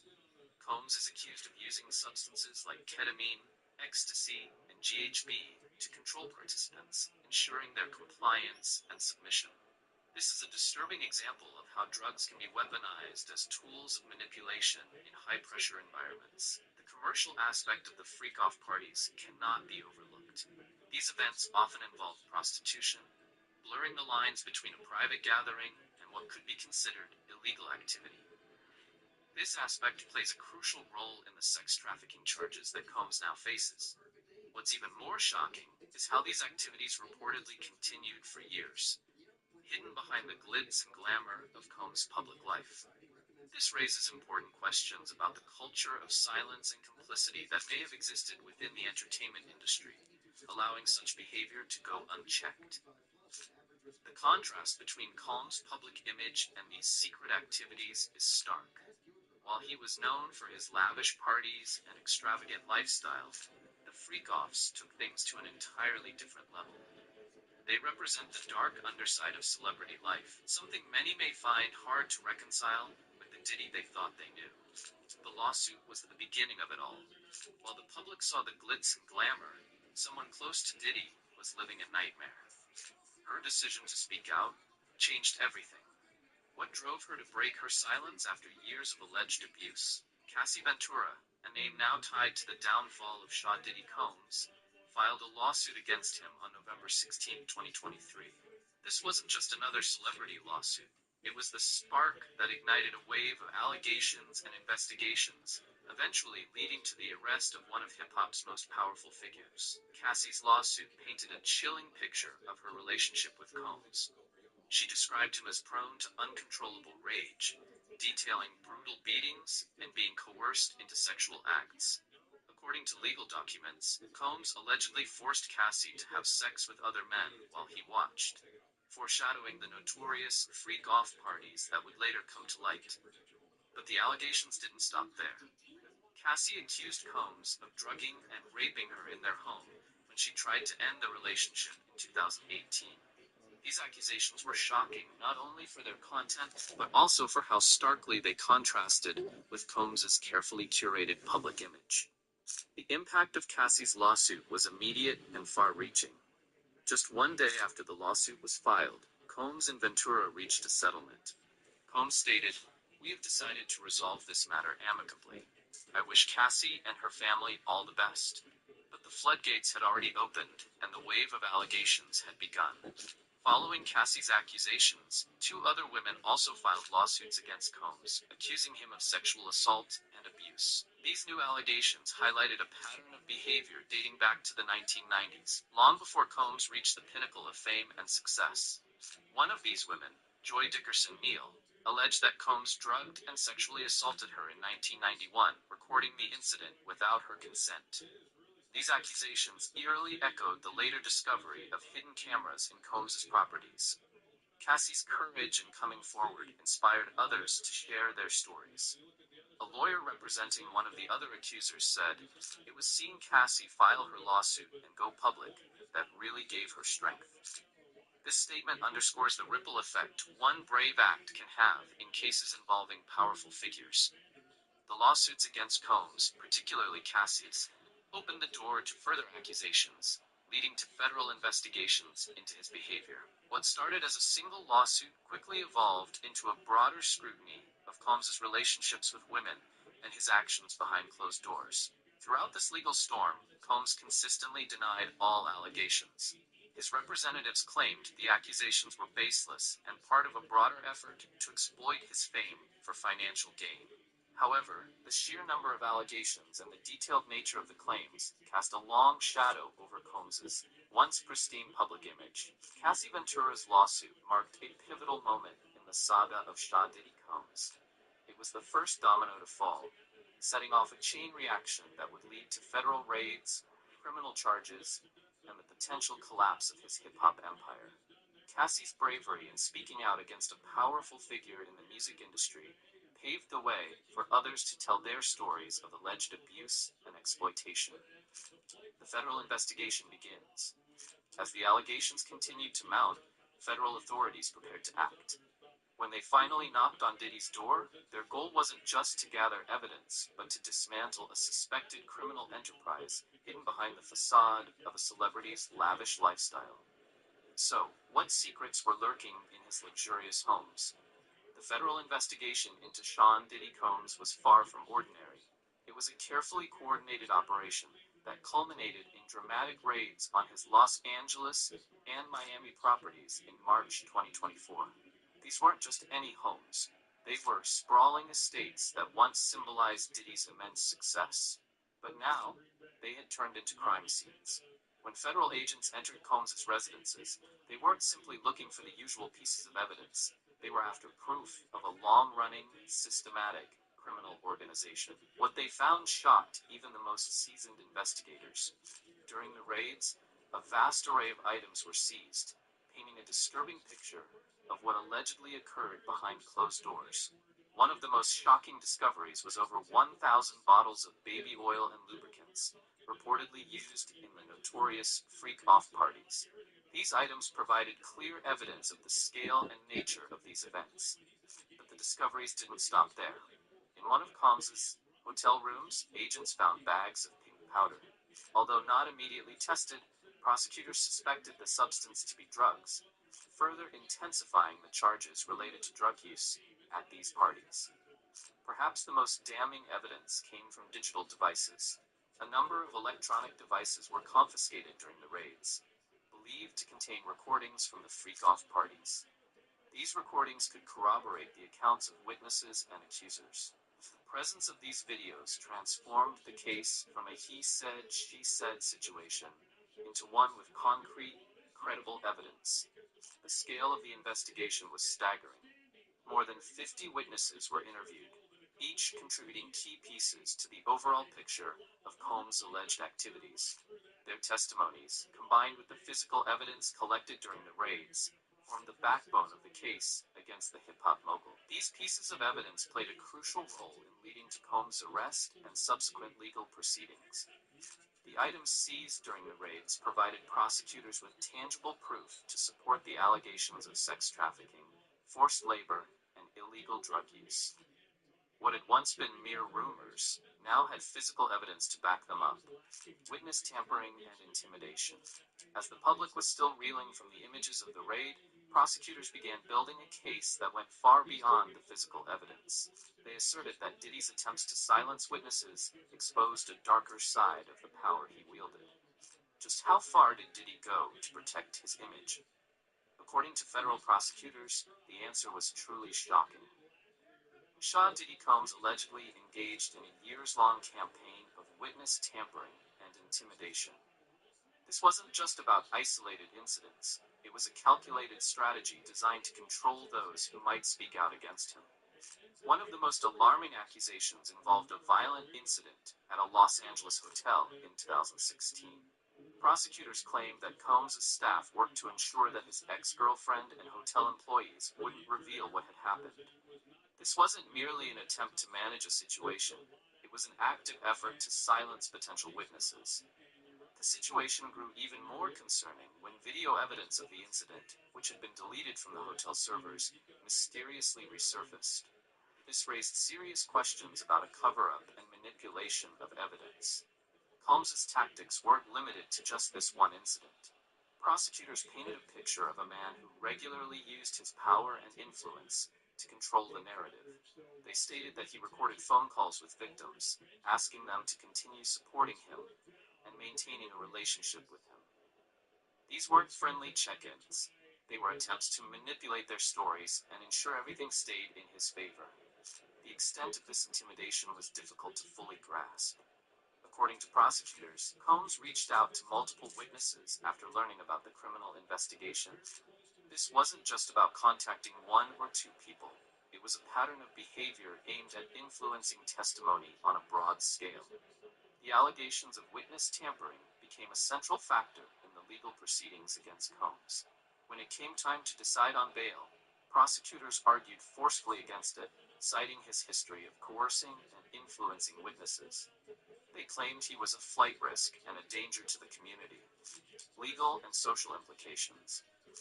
As the dust from the arrest settles, a new reality has emerged, one that could reshape the very foundation of celebrity culture. The consequences of this high-profile case reach far beyond Diddy's career, raising significant questions about power, accountability, and the future of the music industry.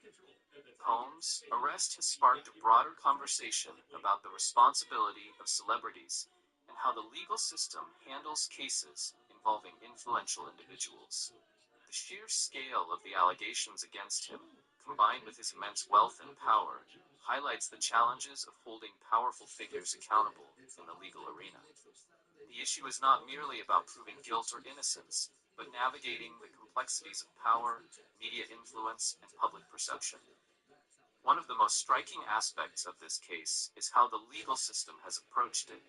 Prosecutors have taken a firm stance, emphasizing the importance of holding powerful individuals accountable for their actions. This approach reflects a growing intolerance for misconduct among celebrities, even those who were once considered untouchable. Combs' defense attorneys, on the other hand, have countered the charges by asserting that all actions in question occurred between consenting adults, not through coercion or trafficking. This defense strategy highlights the inherent complexities in cases involving powerful figures, where the lines between consent and power are often blurred in complicated ways. The fallout from Combs' arrest has reignited discussions about the culture within the music industry, particularly around how powerful figures can abuse their status to avoid accountability for wrongdoing. This case serves as a clear reminder of the potential for power to be misused in an industry where imbalances of power are common and where young artists can be especially vulnerable. The ongoing investigation and lawsuits against Combs suggest that there could be a shift in how the legal system addresses allegations involving high-profile individuals. This could lead to systemic changes within the entertainment industry, forcing companies and individuals to reevaluate how they conduct business and form partnerships. One of the most significant outcomes of this case is its impact on future generations in the music industry.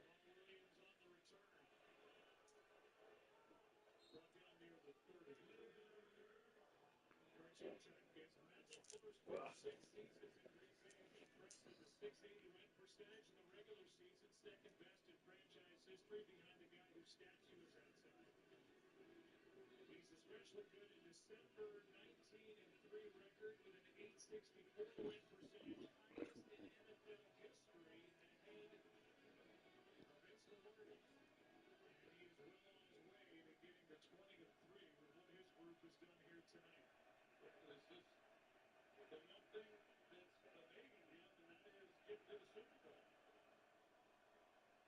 Rattler up the middle is going to carry for a nice gain. He and the Packers, with Aaron Rodgers at quarterback, got to the NFC Championship each of his first 2 seasons as head coach. Last year we mentioned that they got to the playoffs. They won a road game in Dallas, broke their home winning streak, and then really gave the 49ers a game. And the 49ers won that game.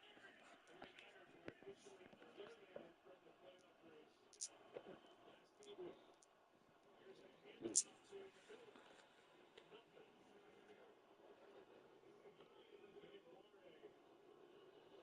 Barre made that stop. 3rd down and 4 coming up. And Barre and then Edgerrin Cooper finishes them off. Does an outstanding job, but you see Edgerrin Cooper, number 56, come in right there. Extra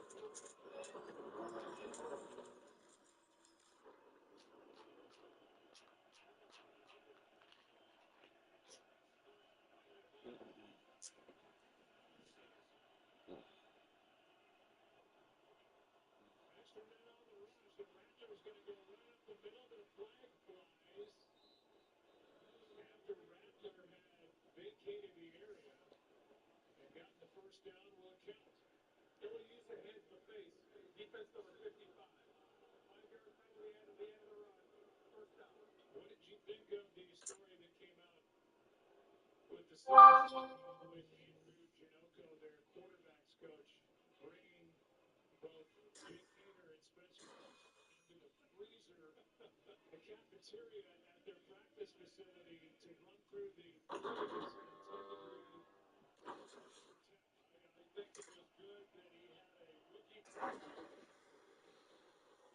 to do that, because there's not many veterans that would have gone along with that little exercise.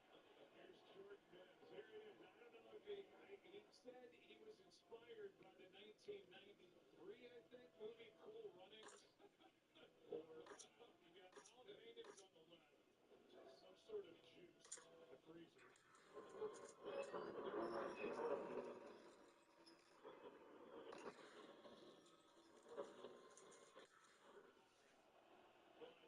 But there was a hope that that was going to help their performance tonight, but I don't think that it did.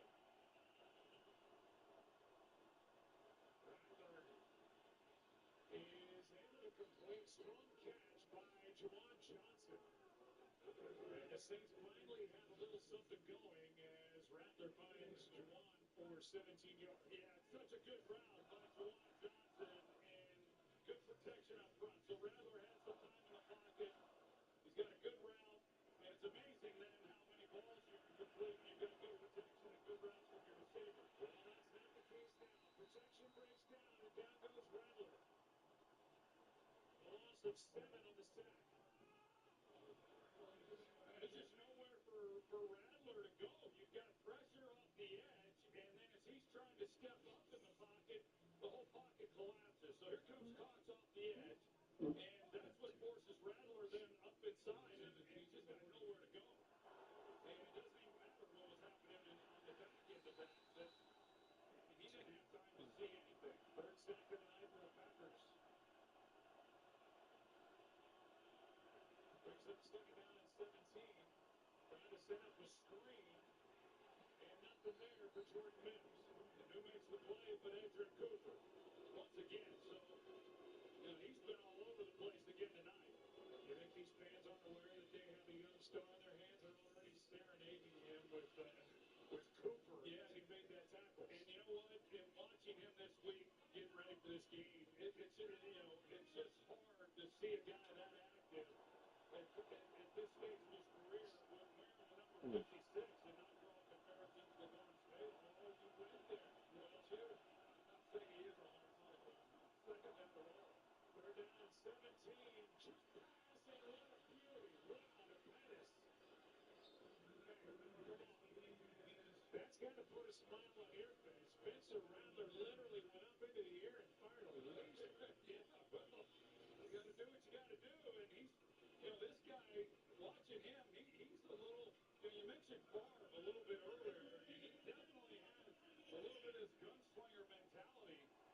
in his game. And that's the best play of that night. 20 yards on 3rd and 17. He keeps. He fires to Brown. Intercepted by Zane Anderson, making his first NFL start. And for as good as the previous pass was, this one is on the other side. Yeah, Jeff Hadley called the coverage that he saw earlier. And boy, Zane Anderson, he played it perfectly. They got him on waivers from the Bills last year. Makes his first NFL start tonight against the Saints. As a pick.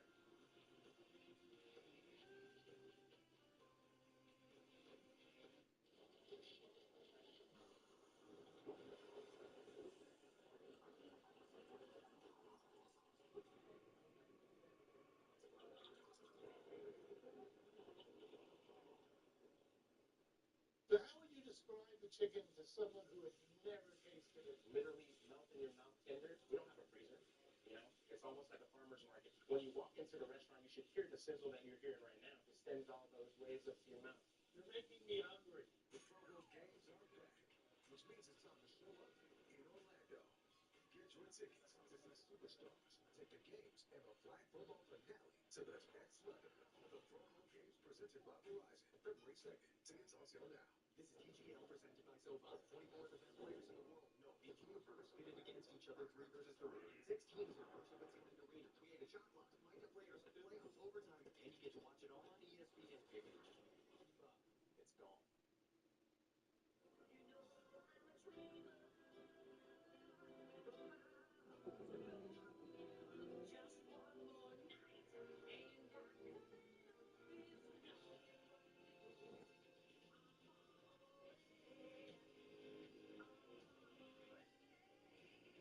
There's no place like a road home. Receive a $5,500 bonus on a new 2024 Audi Q5 plug-in hybrid during the season of Audi sales event. There's DNA. Then there's heavy-duty DNA. HDNA. It's engineered into every aspect of the GMC Sierra HD.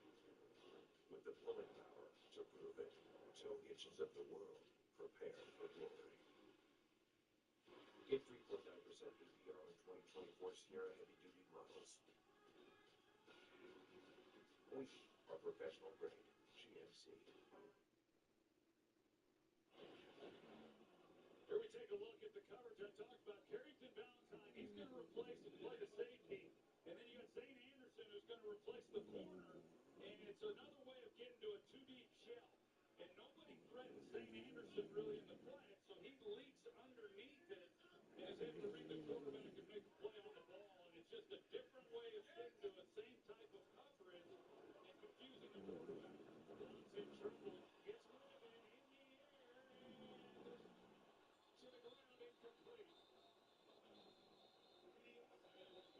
Colin Saunders got his hand on it, and then about 3 different Saints players had a shot at an easy interception, and nobody could come up with it. Oh, man, last time we saw him, he took one and looked like a running back with the ball in his hands. He looked like he was going to get another opportunity tonight. He had it, and then Alontae Taylor, you can see the frustration. He thought he was made for prime time. Oh, man. He's a big man.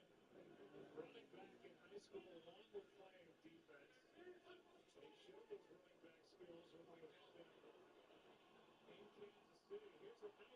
when we had him in Kansas City. Here's a nice carry by Emmanuel Wilson on 2nd down and 10. Here it is. Take you back. In the air, Colin Saunders returned it 37 yards. And we talked about it at the time right before the play that his brother Cameron is one of Taylor Swift's dancers on the Eras tour. She just happened to be in attendance, and then this moments ago, he almost came down with it. Oh, man. Again on Monday Night Football. The odds of that happening, and he knew it, too. I like to have seen that. That might have scored. Another nice carry by Emmanuel Wilson as these backup running backs, whether it's Chris Brooks or Emmanuel Wilson, getting a chance to play with Josh Jacobs dominating the first half. they're showing something here. Yeah, they really are. And we, Joe, we talk about how young this team is for the Green Bay Packers, and on the offensive side of the ball, and then to still have that kind of depth, at the running back position, and they call him Saunders there. He's still catching his breath, but yeah, we're going to see more and more of these younger guys, I would imagine. I think it's just a matter of time before we're going to see Malik Willis in the lineup also.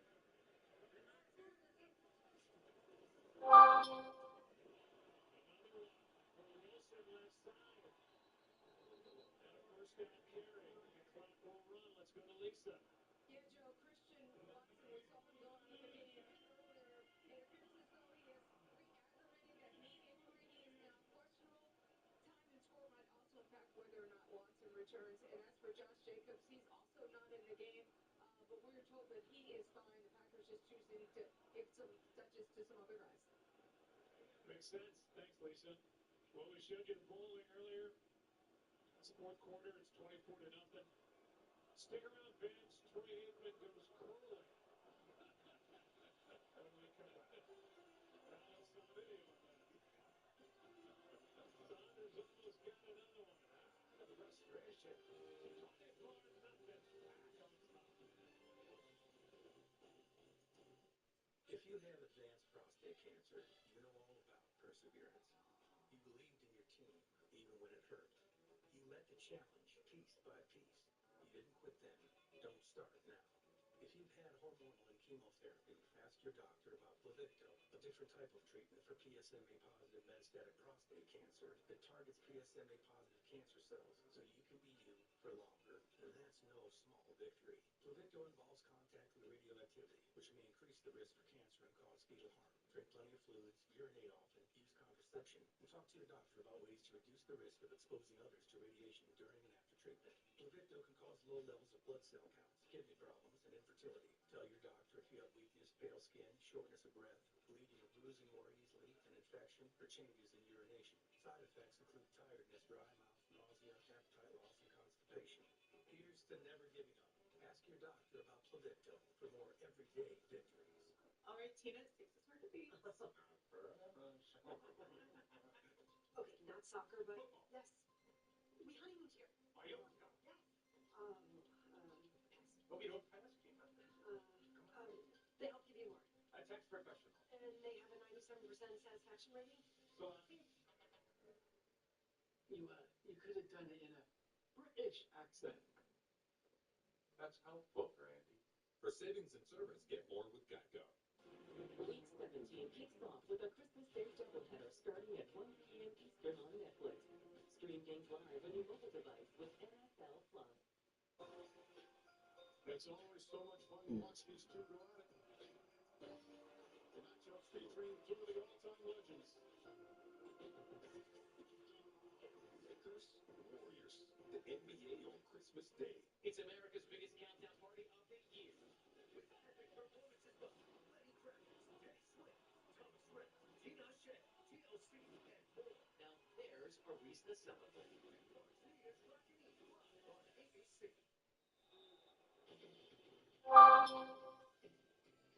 Just enjoy that shot.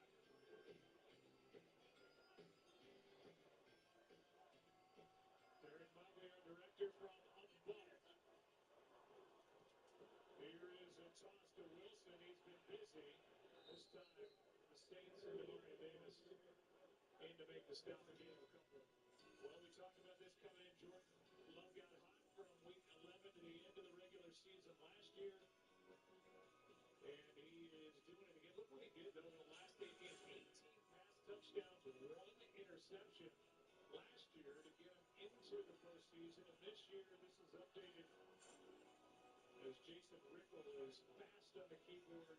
4-1 record, 9 touchdowns, just the 1 interception. I think early on this year, you saw that he would force some throws, and I think he's been really good at taking the shots when they're there and then being patient when they have them. He's looking to take a shot here, and it's batted into the air. And it will drop incomplete as John Ridgeway made that play at the line. Well, when you watch this offense, they tend to take a fair number of shots downfield. There's times we do games, Joe, where the offense doesn't ever take a shot. for if he's got on his call sheet, a reminder to call a few deep shots a couple times a quarter, and he said, no, I don't, but I end up doing it, just out of the way in which I call plays, but it's been made easier for him because Jordan Love, over the second half of the year, has really been good when he's called those shots and they haven't been there to check it down, and they really are effective when you got a guy like Josh Jacobs getting the check down. There's Brooks, and he's brought down immediately by Monty for a gain of 3 to bring up fourth down. Yeah, it's a good job for Amadi to get him on the ground because if he doesn't make the play, it's going for some yards. We're down at 5, and the offense stays out. They're going to try and draw him offside. They're going to draw a flag.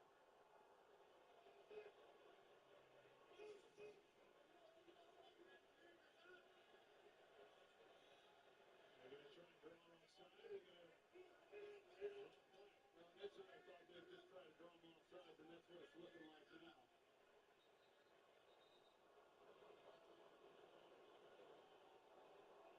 now. They need to lay a game call in. Offense. 5-yard penalty. Fourth down. And Daniel Wheeler will come in and punt. Yeah, that's the one thing that, if you do go for it there, you don't need to, but if you do go for it there and you don't make it, it at least gives the Saints a little bit of life, giving them the ball in midfield with an opportunity to try to do something, although that, as tough as that's been for them in this game.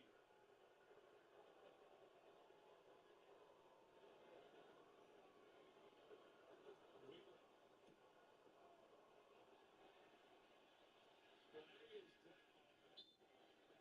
Back. It was thrown right when Wheeler hit the punt, 44-yard punt. If it's running into, it would not be enough for a first down.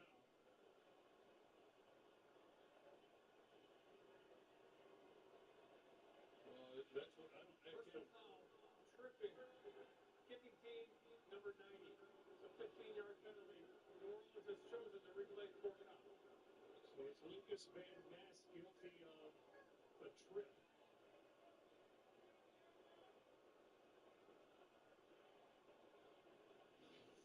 Look for number 90 right in the middle, and you can see he got his leg up. Well, he sure did. Because you're right, Joe, the guy came out just as Houghton ran into Whelan, and I thought they were going to get him for running into. Instead, they get Van Ness, and now the Saints have a chance to, they can return this, get pretty good field position. Dante Pettis waiting deep. Not a great punt. And a backward bounce. Just a 33-yard punt. It's the holiday season. All Green Bay today.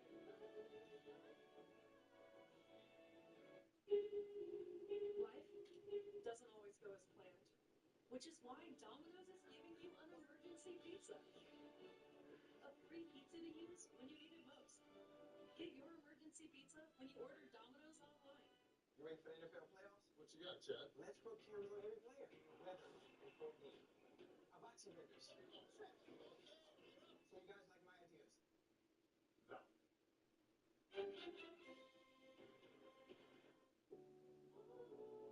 Imagine the greatest team of all time. One that comes together to understand each other more deeply. Doesn't let a person's past prevent them from having a better future. Protects everyone's right to chase a dream. And opens doors to second chances. Who wouldn't want to be part of a team like that?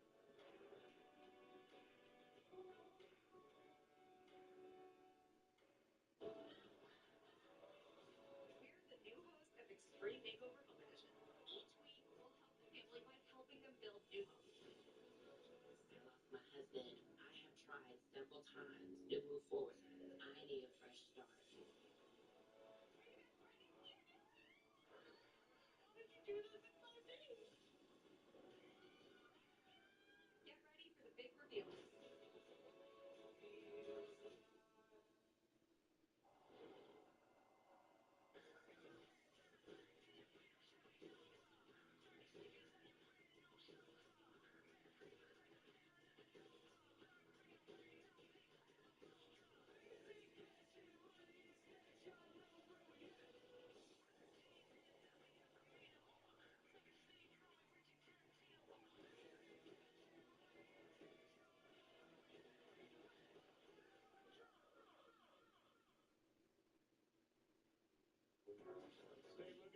Total Replay brought to you by Royal Caribbean. Yeah, you take a look at what Jeff Hafley has been able to do as a defensive coordinator. Typically, he does not bring a lot of blitzes, but they bring Keyshawn Nixon. He was able to get home. This is more along the lines of what they like to do, a four-man rush, run a twist up front. And throughout this game tonight, they've done an excellent job of being able to get pressure on Spencer Rattler. In the first half of the year, they weren't generating a whole lot of pressure. They were getting sacks on the occasions that they did. But here as of late, they have dialed that up a lot. Here is Pettis with the spinning catch for a first down. Spencer Rattler has been under quite a bit of pressure tonight. 10 times in his 23 dropbacks, he's been sacked 3 times. And the Saints hurried up after that first down catch by Dante Pettis. And this one batted down at the line. You know, everything the Saints are, or excuse me, everything the Packers are doing, Joe, is to get themselves ready for their run when they get into the postseason. And if Jeff Hafley can get this pass rush and get them getting after the quarterback the way that he has here over the last few weeks, they had a number of sacks last week, 7 sacks, 6 different players had sacks in that game, and they're getting after him again tonight. And when you're facing the quarterback that you're going to see in the postseason, you know, that's key for winning these games. Here's Mims out on the edge, and he gets dropped by Nixon. Good tackle by Keyshawn Nixon, who really came to this team more as a speed return guy, and he has really made himself into a good corner. Yeah, he really has, and he fits the style that the Packers want to play. And when I say their style, what they want to do is they want to challenge receivers. I mean, they want to get up, be physical, and get after people. And like I say, they're more apt to do that when they get Jair Alexander back. And with big games as he's missed, it has affected the things that they are doing in the secondary. Rattler gets hit. Ball comes out, but it's 4th down. Pressure by Lucas Van Ness, their first-round pick from a year ago. Yeah, they just come in from all angles, and you know this is where this defensive front, when you've got the team down, you know they've got to throw to get back in it. He's going to come after you and get some of those numbers. Van Ness, who's become more of a rotational player this year, gets home. They do, as you said, roll a lot of guys in and out up front, spread those sacks all over the place, and they've got quite a few. 3 tonight, 43 on the year. They've been top 10 sack team in defense in the NFL as Reed holds in the fair catch. That is what every team is chasing. Packers trying to get back to the big game on their way to a win tonight. 'Twas the nights before Christmas, despite last minute stress, few were delivering except Walmart Express. Express delivery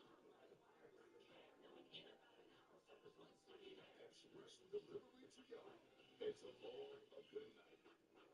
Tie tackles game day with Spice Apples. Your city, your fans, your foods. We're experiencing it all. Because no one does game day like your city. And no one claims better than Tide.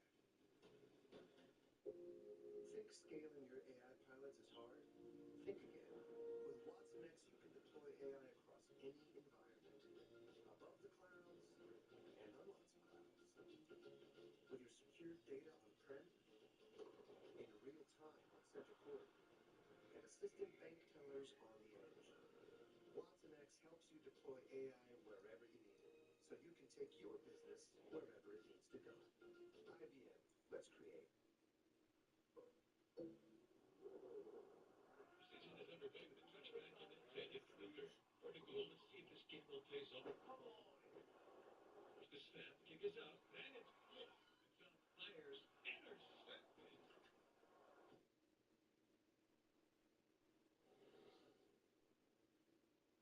There's always next season. 4 out of 5 customers can find a health plan for $10 or less per month. New law lowered prices. Healthcare.gov is here for you. You've earned this, so hold it up high. Because at the end of the day, every single round is on you. You are a fighter, and this is your reward. Modelo, the mark of a fighter.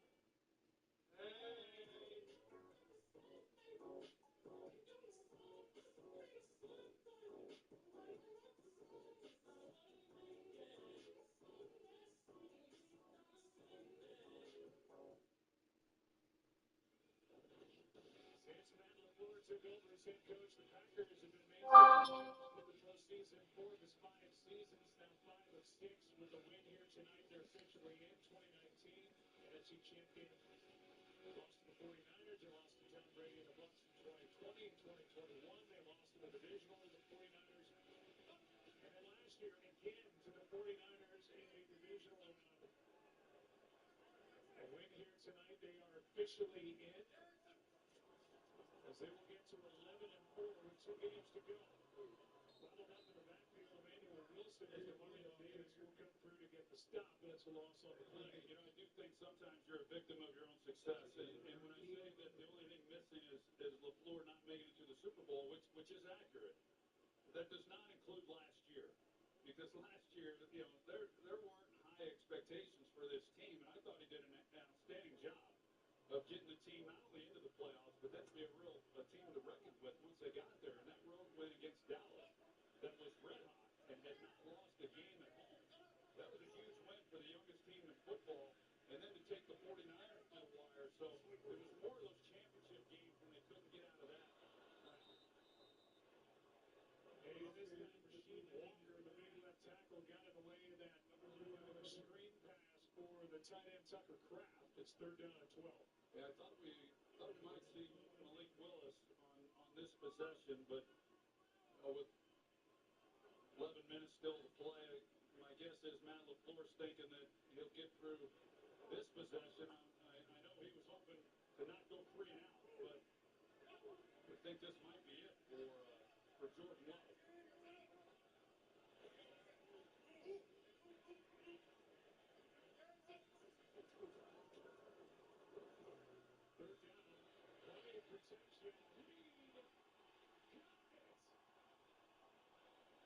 With Tyrann Mathieu right there. And 37 yards on 3rd down and 12. Yeah, such a great job.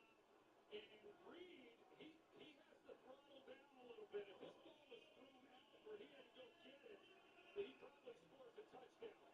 But Reed, he knows that it's a little underthrown. He slows down and then goes up and makes a play on the ball with his hands. It's a really good job. And we talk about Christian Watson and then, of course, Romeo Dobbs. Jaden Reed leads the team in receiving. He's been more of a yards after catch guy. But as we just saw, certainly capable of getting down the field. Handoff here to Chris Brooks. And a gain of 3. I just really like this wide receiver room that the Green Bay Packers have. And to bring these guys in that are in 2nd and 3rd year players and have them be as effective as they are. You know, there's not this elite wide receiver like a Justin Jefferson or a Jamar Chase or, you know, CeeDee Lamb or one of those type guys. But, boy, a collection of wide receivers that can do a lot of different things and do it well.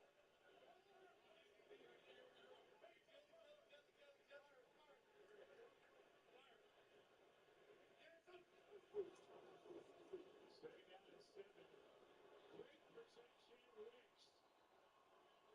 He's got a touchdown tonight. He's good for 11.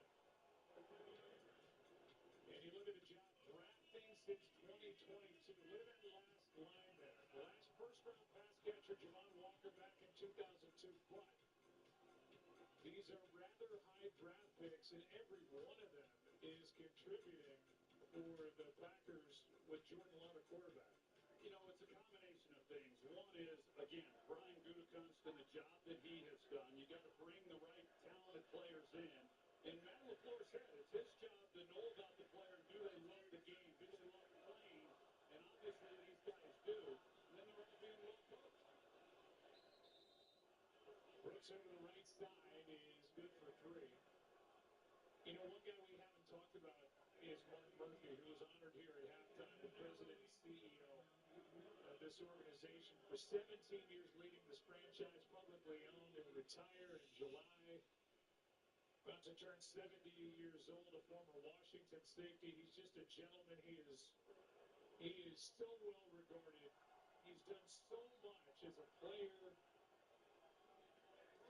He was a co-captain of the 82 Super Bowl championship team when Washington was undrafted out of Colgate. Got a law degree. He's got an athletic director at 2 different universities. What a job he's done with the stability that he has brought to this Packers organization.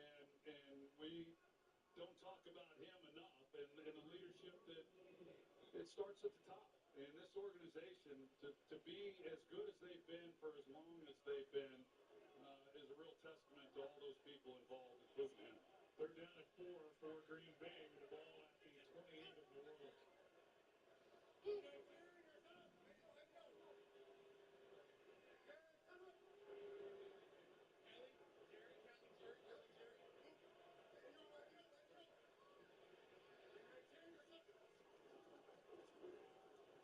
Backing up as he lets it go, and the pass is off the hands into Latavian Wicks. It's fourth down.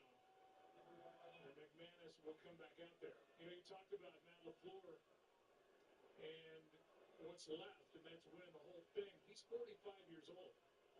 Bill Belichick didn't get to the New England Patriots until he was 48.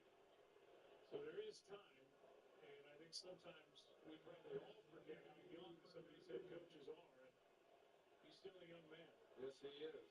And that was a great hire that Mark Harvey made. 46-yard drive, and McManus has kicked two big ones tonight. 55 earlier, 46 now. And it's 27-0. Green Bay. They've won 13 titles, 4 Super Bowls mixed in there. Green Bay Packers Hall of Fame and Museum here at Lambeau. 27-0 Green Bay. New bounce.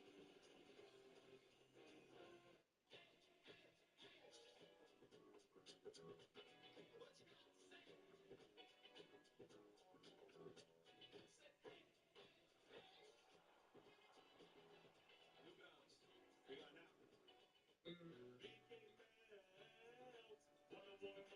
This sure helps. Classic bacon, storm and Swiss. Beacon melts into this tasty bliss. BK, have it your way. It's NFL Network Saturdays for Blair. First, the Chargers face the Patriots. Then, the Broncos square off against the Bengals. And the Cardinals face the Raiders in prime time. Saturday, only on NFL Network. You know how difficult my dad is. You know, I hear everything from in here. I'm broke and I need a place to stay until I find a job. Can we try to talk to each other like rational adults? You watch the news lately? That's not a thing anymore. You could go back to law school. That's always been your dream. Actually, that was your dream for me. You like to argue. You do love to argue. When is we get paid for it?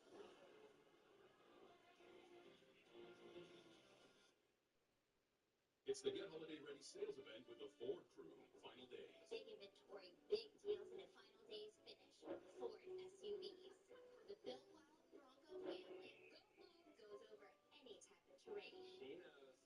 F-Series, best-selling truck for 47 years. Final days. Exciting. Get 1.9% plus up to $4,900 total savings, or get up to $9,750 in total savings on select F-150s.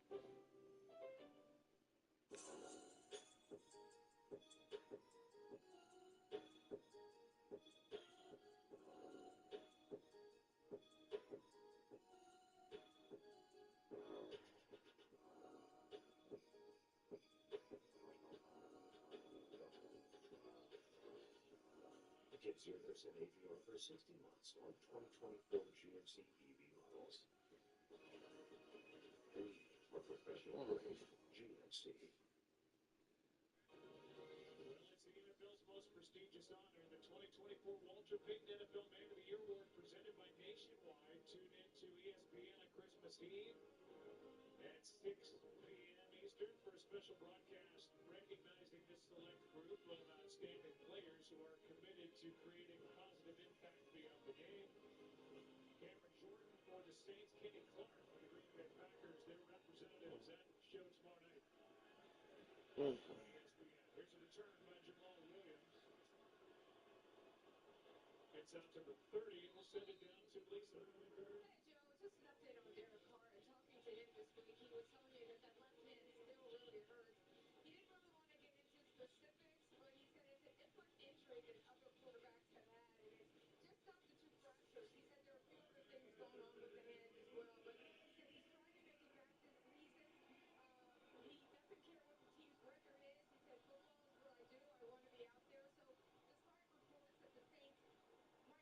shut him down. He said, I played with a broken back, broken ribs. I'm trying to get out there. And he's not the only one, Lisa, trying to get back. Alvin Kamara is as well, dealing with that groin injury. Incomplete to start this drive. Kamara, who's as tough as anybody, has played this year with a fracture in his ribs, a broken hand himself. And he is aiming for his first 1,000-yard rushing season. He's got the most rush yards in NFL history without having a 1,000-yard season. Just under 6,800 career yards, and there are the numbers this year. He's their leading receiver. He's their leading rusher. It's close once again, and I understand. I get it. You know, how important getting to 1,000 yards would be for him. Here it is Mims picking his way for 8. Flag is down back at the 26. Those become holding. Offense number 62. 10-yard penalty.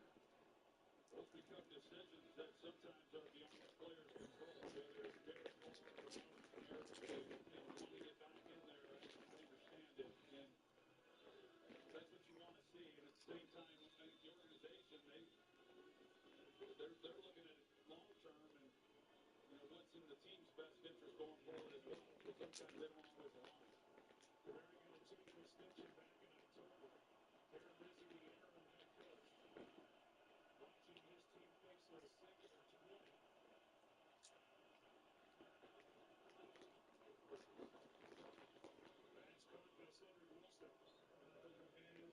I think the bigger question for the Saints is where do they go from here? They've been reluctant really to run the ball.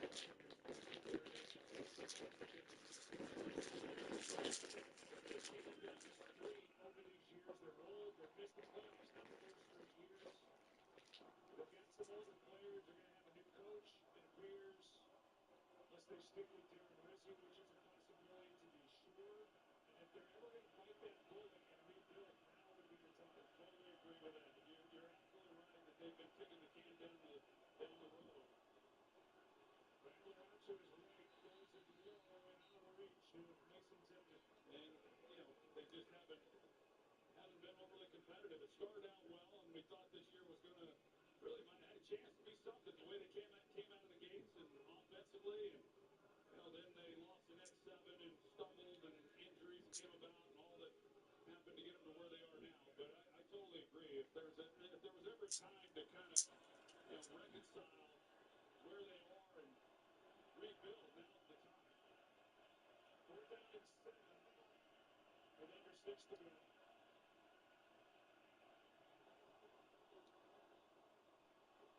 Aired out, downfield, and pulled down past the target, and the Packers will take over on downs with Zane Anderson, who had the interception earlier, and Xavier McKinney back there, and now flag is sitting at the 31.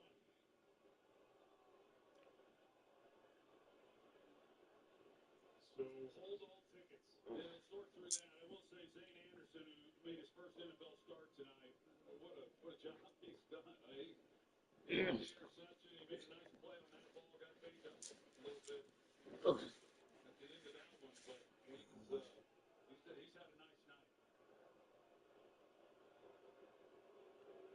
After the play was over, personal foul, unnecessary roughness by Green Bay number 96. The ball turns over on down, unpenalized 15 yards. Green Bay keeps the ball.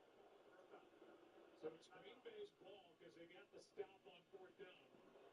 And it will just cost them 15 yards because the foul against Colby wouldn't. Here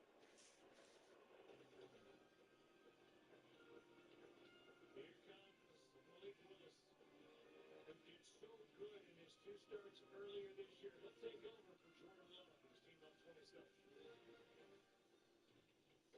Get more bang for your buck with the KFC Festive Feast. Enjoy 6 tenders and 6 pieces of classic fried chicken, hand-breaded in our original recipe of 11 herbs and spices. It's a holiday miracle. You even get 2 large sides. Enjoy it all for just $25.99 at KFC. What's Danny doing? Save so much bundling home and auto with the personal price plan.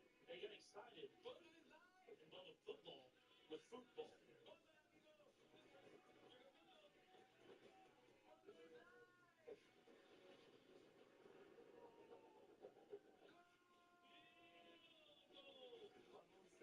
personal price plan. So do you kick it or pass it? Like a good neighbor, State Farm is there. The Subaru Share the Love event means the world to me. You can get a great vehicle and support a good cause. It helps us connect with our community. It shows our true meaning, our core values. It's really in our DNA.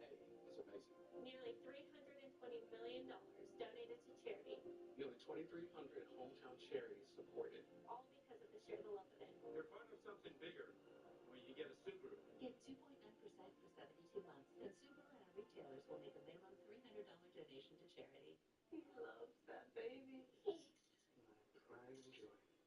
And wait till you see the other two surprises. A joyful bundle of 3. 3? I was thinking of gifting one to each of you. I got AT&T's bundle of 3. iPhone 16 Pro with Apple Intelligence for me, and iPad and Apple Watch for you.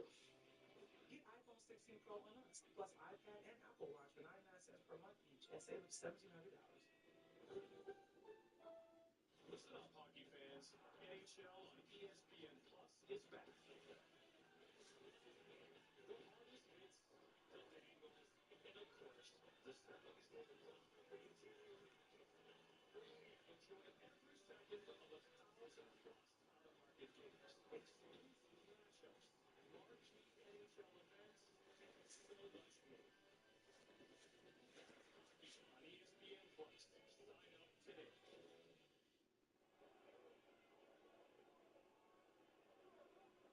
Bye, buddy. Hope you find your dad. Got elf in the house. We got the Grinch everywhere. Santa, those two. Belichick for a second. Might have been. You never know where he's going to pop up. Chapel Hill next. Here's a nice carry by Emmanuel Wilson. As he is shot forward for 8. Timeout for our game recap brought to you by New Balance. Packers got off to a fast start, got the early touchdown for Dontavian Wicks. Josh Jacobs was busy early. Spencer Rattler has been sacked 3 times through a pick, and there it is.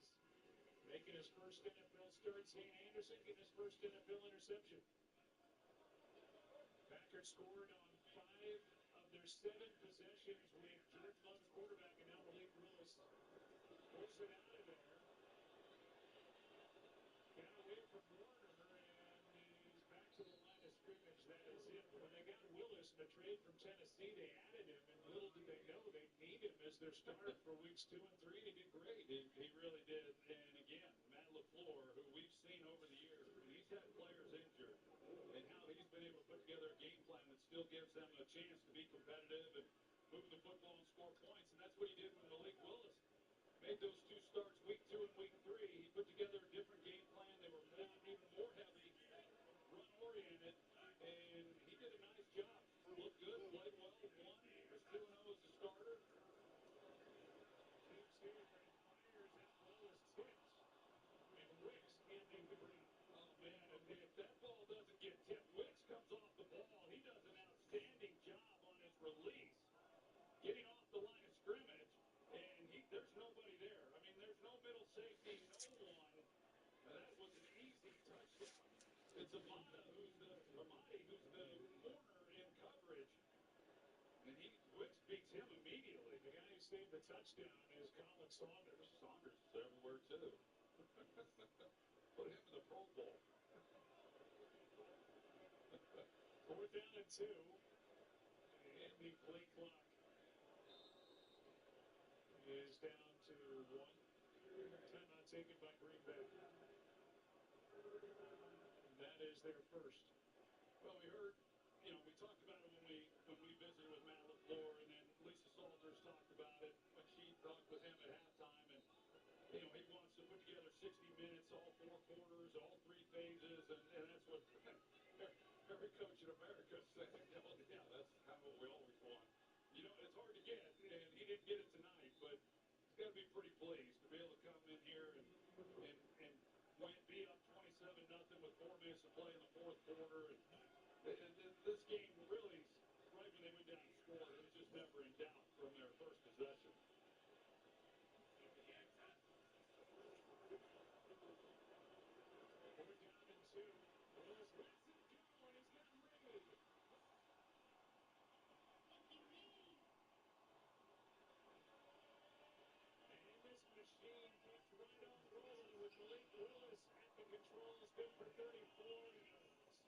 scoops onto the face of Jordan Love. Watch Jay Reed. He pushes up vertically, and then that nod as he separates. That's what creates the separation.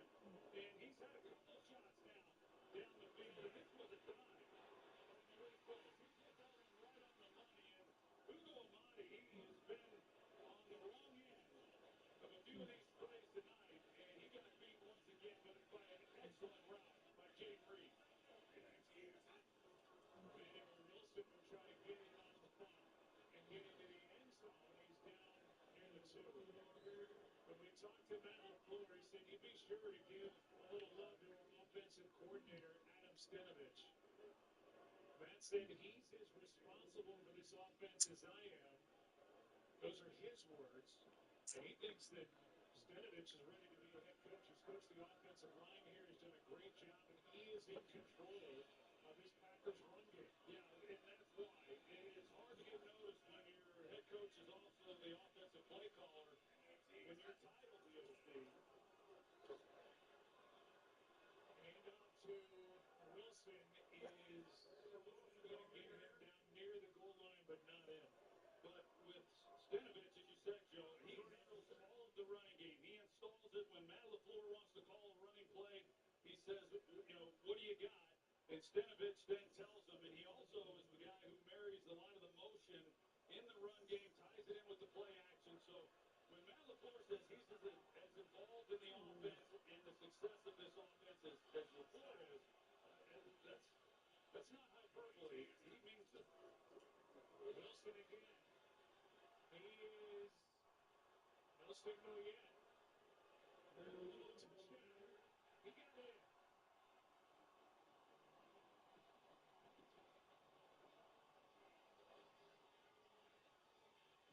And a chance to do a Lambeau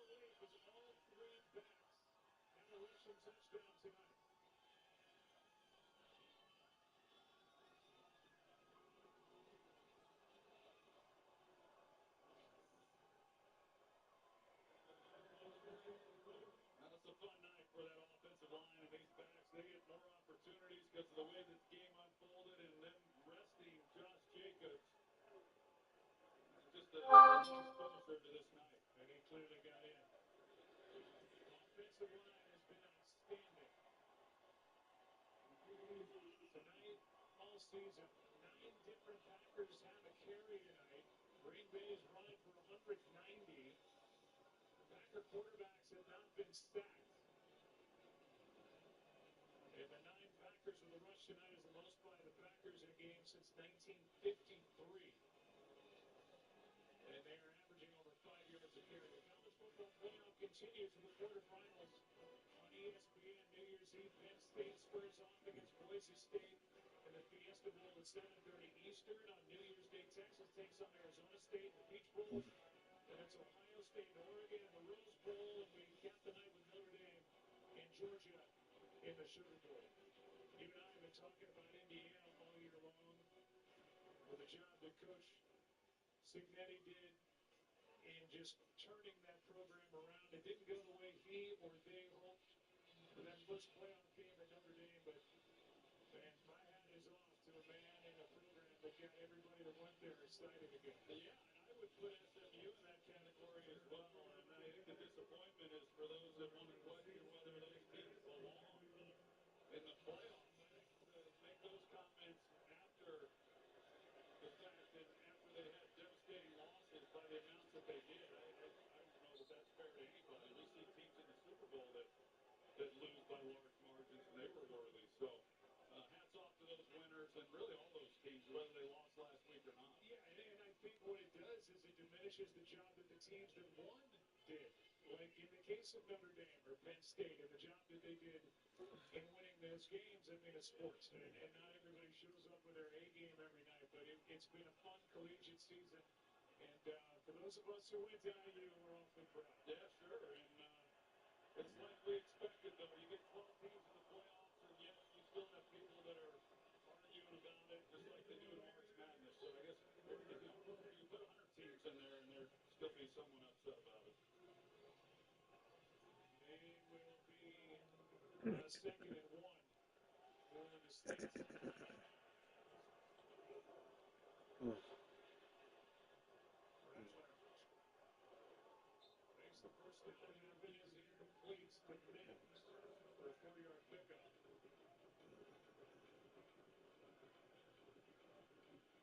2-minute warning. In a 34-0 game. It's a great scene here at Lambeau. Lambeau Field. The frozen tundra. It's been all packed coming through tonight.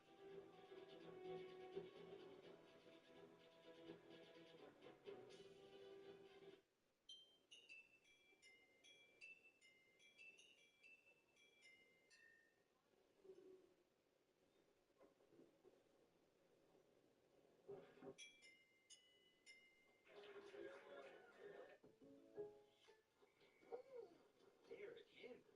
Hey, Jason State Farm. I save so much bundling, it spot my workout. Okay.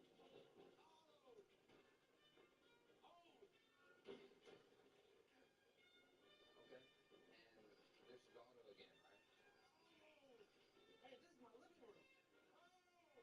Bundling, just another way to save with a personal price plan. Then you're living aloud on the couch, Derek. Like a good neighbor, State Farm is there. This holiday, Verizon will turn your old or broken phone into a gift. Anyone can trade in any phone in any condition and get Samsung Galaxy S24 Plus on us with Circle to Search. Even if your phone is old or dated, you can turn it into Verizon for gifts for you and the family. It's your last chance to get Galaxy S24 Plus watch and tap, all three on us. That's up to $1,900 in value. Survive the holidays with Samsung, powered by Verizon. These tasty, tender dog treats can turn every outing into an adventure. From park to peak, wherever you roam, don't forget the Zooks. Zooks dog treats. Choose your adventure. Tis the season of turkey, barbecue sauce, more fun. It's that time of year. This could only be one way. Make ready, say. Get off that couch and go to Old Navy for holiday styles from Seagulls.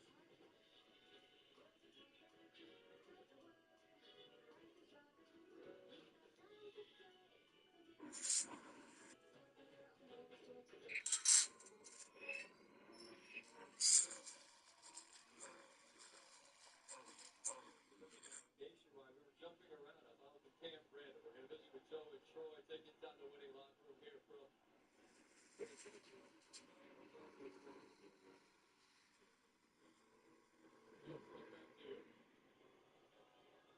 Well, thank you, Scott. Yeah, like House of Pain. It's like a statewide thing. And it has been a House of Pain at times for Spencer. Many times. Fans, let's take a high. Tell you what's on the line right now. There has not been a shutout in the NFL this season.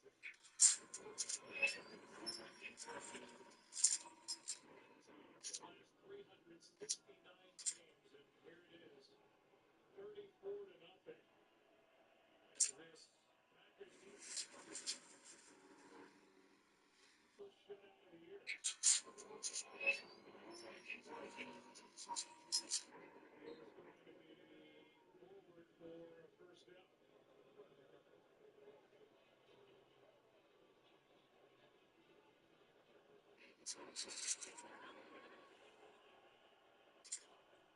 Clock continues to run. Passes behind Austin.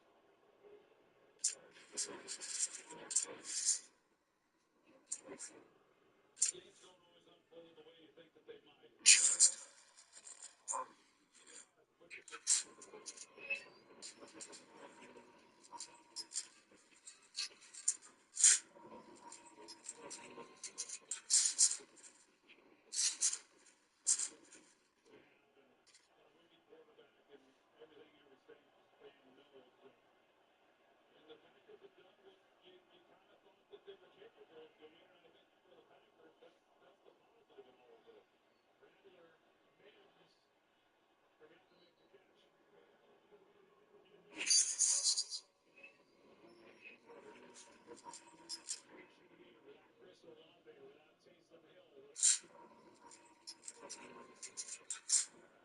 Those are your top skilled players, and they are not here for Darren Rizzi.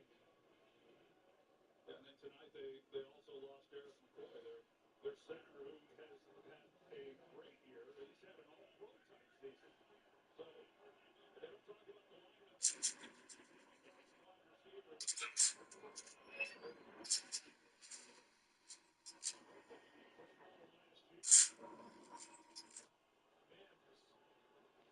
Fourth down coming up. Eric Stokes made the tackle for Green Bay, and now players down for New Orleans. And that's Lucas Patrick, the former Packer. He's a lot of things. Sure is.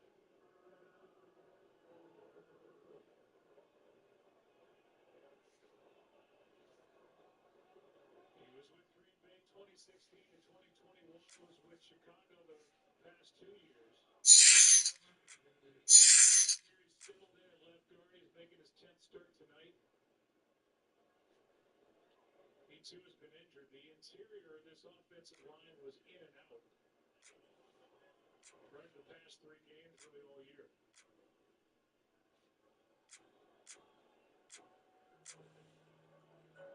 Take a look at what the Green Bay Packers have coming up.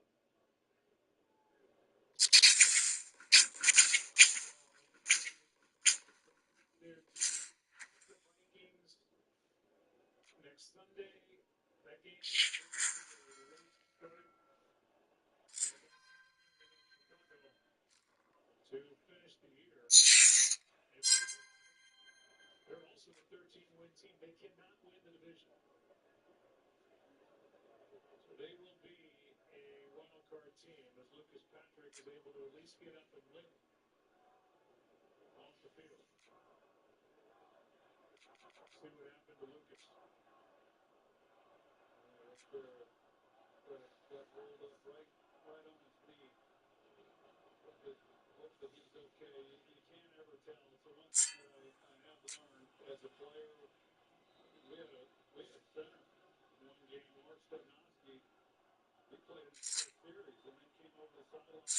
Knee was bothering him, got a check, and was surgery.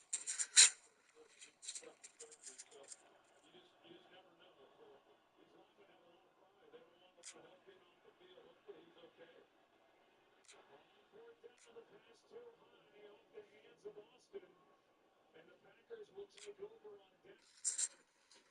For Lucas Patrick.